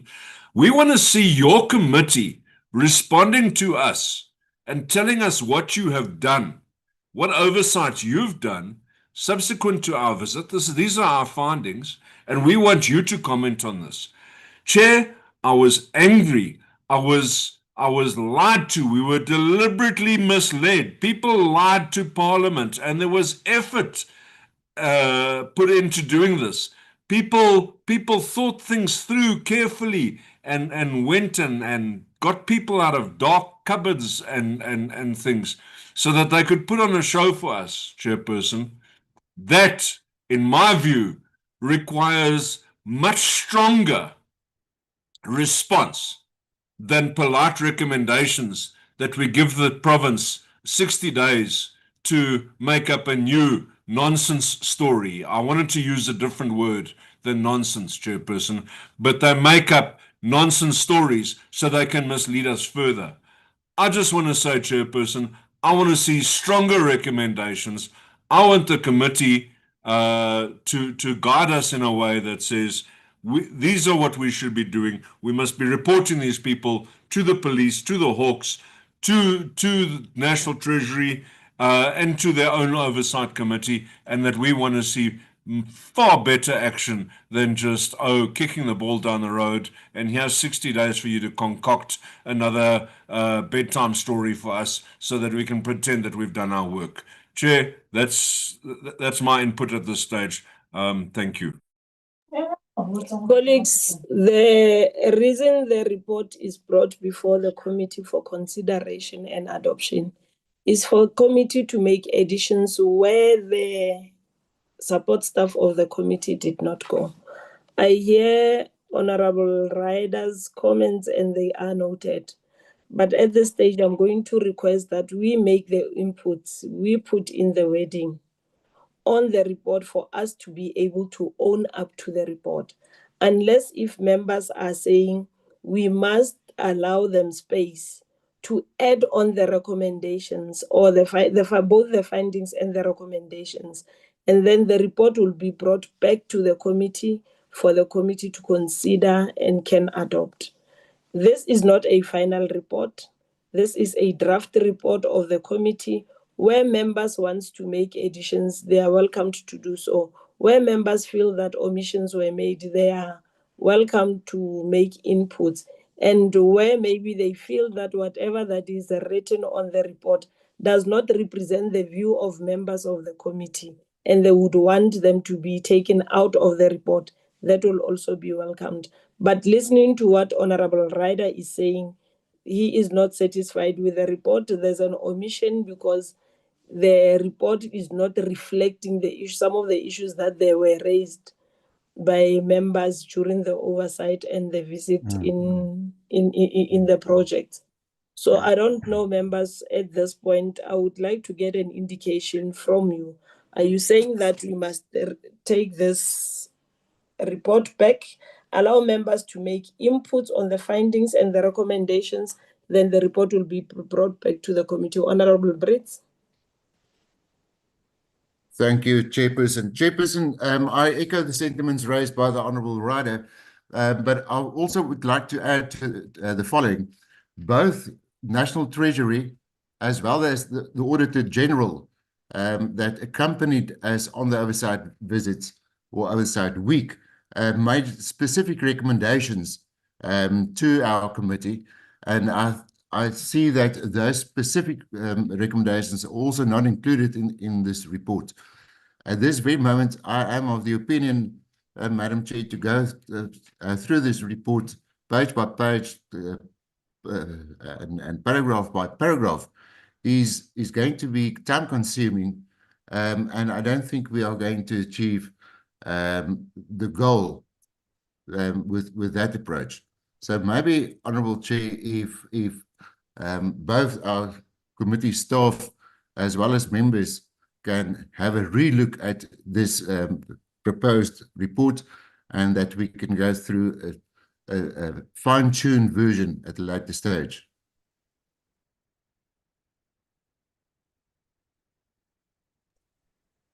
Is that it, Honourable Brett? Honourable Swart? That's it from my side, Chairperson. Okay. Honourable Swart? Thank you. Can you hear me, Honourable Chair? You are Am I audible. Thank you. Thank you, Honourable Chair. Now, I echo the sentiment of Honourable Ryder. You know, the last evening when we were sat down in that room, I myself also made some recommendations, and I've clearly said that evening that, you know, if we go back, we need to come up with recommendations, because, and in my words, I said oversight without any consequences is endorsement of failure, and Parliament cannot be complicit. That is what my words that evening. I think, you know, we were to deal with this report a couple of weeks ago, and I had some, and I started some with recommendations also, and I've heard that Honourable Ryder said that he will also come up with some recommendations that he needs to that he feel that should be in this report. But I've got one or two, and that is what I said that last evening, and that is the one. What I've said, Honourable Chairperson, is that the committee should recommend that the AG, the National Treasury, and the SAU conduct a full forensic review on all HFRE funded projects in the North West Province from 2020 to 2025. That the Premier and the MEC for Health submit within 45 days after that we were there, and we accept the report, a detailed accountability report on interventions taken to address the delays, the leadership failures, and poor project management. Honourable Chairperson, you know, we can't tolerate a cycle of delays, excuses, and collapsing project delivery in North West Province. If we cannot come up, and if we're not going to come up with stronger recommendations, oversights will be the same, and there will be nothing happening after any oversight. You know, what we experience and what I experienced here was not small administrative challenges. They were repeated failures of planning, leadership, and accountability that directly undermine the constitutional promise of healthcare of our people. So we need to come up with stronger recommendations, and that's what I've asked for. That and another one is that the committee recommends, that's from myself, that the Northwest Department of Health immediately suspend or discipline officials and contractors responsible for delays, for falsified reporting or non-performance. And that is some other thing. And I will wait on recommendations as what Honourable Ryder said. And I think we should conclude on coming up with very clear recommendations that will start a process that oversight through any committee that been dealt with, and we can't take up any more excuses in our country. Thank you, Honourable Chair. Thank you, Honourable Swart. I see the hand of Honourable Siwisa. No, thank you. No, thank you, Chair. I am going to agree with my colleagues, Chair, because we are speaking about money that is not there, and the little that is there has been wasted by the Northwest Department of Health. We can't shy away from that, and I think the recommendation should go further to say Because at the end of the day, Chair, the buck stops with the MEC. The signature on all papers is DG and MEC. So we can't just only hold the officials accountable and the contractors, but it should go further in the recommendation to say that there needs to be action that is taken against the MEC because it's his house. He should know what is happening in his house. Number two, Chair, maybe we can add, I don't know how we are going to put it, but I think I raised it in the House when I asked the follow-up questions, and I raised this with the Minister of Finance. And he promised that he's going to look into the issue of the Department of Health. Maybe somewhere in the recommendations, irrespective of, because that was going to be a report that's coming to me as to what are the findings of the Minister of Finance together with National Treasury. But also for the benefit of this committee, maybe we can make a recommendation that we need the Minister of Finance to go and do a thorough audit and find out what actually happened with all the projects that fall under appropriations, what happened, so that National Treasury can give us a proper report. Maybe with them, they'll be honest as to what happened because they have to answer to them. Because I always get a feeling that it depends on who's asking what questions, and then you are going to get the response.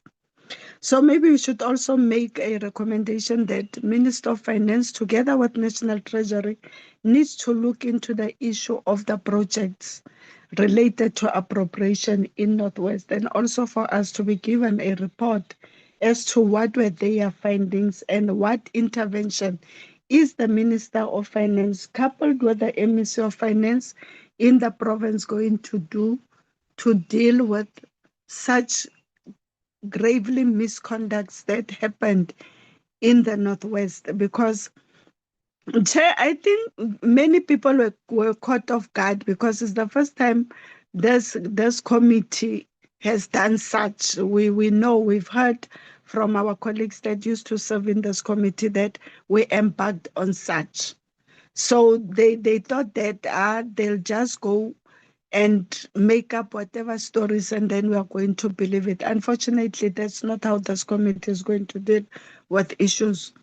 So the recommendations must be strong in such a manner that they should be binding someone to come and account as to what happened with the projects of Northwest, so that we set a tone for all other provinces to know when we come there, what is it that we are expecting from them, and for them to be honest so that we can do the proper intervention and the meditation where the need arises and the assistance. So that's my recommendation, Chair, that the National Treasury should also be one of the people that do intervention in the projects of Northwest. Thank you very much. Thank you very much, Honorable Siwisa. Colleagues, all your inputs are considered and they are noted. I see Honorable Ryder has written on the group that he apologizes for derailing the process, but this is mainly not derailing the process. At the end of the day, we would want to own up a report that is a true reflection of the committee members' views and what transpired in our oversight. So I don't think, for as long as the report is not polished and for as long as members of the committee are not satisfied with the report, you'll not be derailing, because at the end of the day, the recommendations and the findings you are talking to are not only to deal with consequence management, but at the end of the day, we want to see the money allocated to these departments bearing the fruits that it was meant for. And we expect that at the end of the day, services are rendered to the communities that we are representing. I hope that the support staff has also been listening to some of the inputs that were made by colleagues, but I'm also going to request Mr. Dlomo that when he polishes the reports, he considers what you have noted, and the whole team must maybe talk to individual members when they finalize the report, but where possible, members can make their written inputs and submit to the committee staff for the recommendations and the findings to be added on the report. Let me first give Honorable Brett, I see your hand is up again, and then I'm going to request Mr. Lomo to come in. Honorable Brett. Thank you, Chairperson. Chairperson, yes. I would also like to add that during our oversight visits and during the meetings with various stakeholders, as well as with the MECs, at the time, all members of this committee made inputs and recommendations at that stage already, while all the events were still fresh in our minds. I would also, therefore, also request administration to go back to those notes and all the inputs of the members and the recommendations of the members at that stage to also be included in the report, because those were made at the scene and while it was still fresh in our memories. Colleagues, as I've mentioned, I think what is on this report is maybe what was then recorded on the notes of the secretariat or the team or the support staff of the committee. Anything that you might remember as a member that you feel it has been left out, are more than welcome to remind the team and make a submission. Mr. Lom, are you satisfied, Honorable Brett? I see your hand. Mr. Lomo? Good morning, Chairperson. Good morning, Chairperson. Good morning, honorable members and colleagues. No, thank you very much, Chair. I think, Chair, your last input has largely covered what I would have liked to raise. Just to say, the input from members is well received. It's still within the right of the committee to strengthen the recommendations of the report. As support staff, there are certain parameters when we write the reports that we don't go beyond, but not unless the committee then gives us a direct input on certain issues on the recommendation to actually input in that report, then we'll be able to do so. So I will really humbly apologizing to the members for the mild report or professional report for so-called, but that is within the standard of the professional requirements as a support staff. However, if members feel strong about certain specific recommendation, we will welcome those inputs. So the chair will make a determination together with the committee on when those inputs will be submitted, and the committee can, of course, reschedule the consideration and adoption of the report accordingly, so that we can allow the reworking of the report. And I get a sense that there are specific recommendations that members would like to make. Some of the issues that members are raising, I've noted that they are, however, covered in the report, but they are not as strong as members probably would want those issues to be. Yeah, I'll leave it at that, Chairperson. Thank you very much. Thank you, Mr. Lomo, but I'm going to request the support staff not to be hard on themselves. It's not as if members are complaining about the quality of your report or they are somehow saying that you did not do your work. You did your best. It's just that there are omissions and maybe the report do not reflect as members would want the report to reflect. Don't be too hard on yourselves, colleagues. Together we are going to polish the report and make sure that both the members and the support staff are satisfied with the report on the oversight. Can I request colleagues that maybe we make our written inputs to Mr. Dlomo before Friday, so that before the 17th, if possible, we can adopt this report or consider the report next week before we close. Sorry, Chair. Pardon, Mr. Dlomo. Sorry, Chair, for interjecting. Could the input be made direct to the Secretariat of the committee? That's the correct channel for the input. I'm sorry for that, and thanks for rectifying. Mr. Nodada and Estelle will receive the notes from members, and then those submissions will be incorporated into a report, and we will see on how we make time to consider the report before Parliament rises next week. Are we satisfied, colleagues?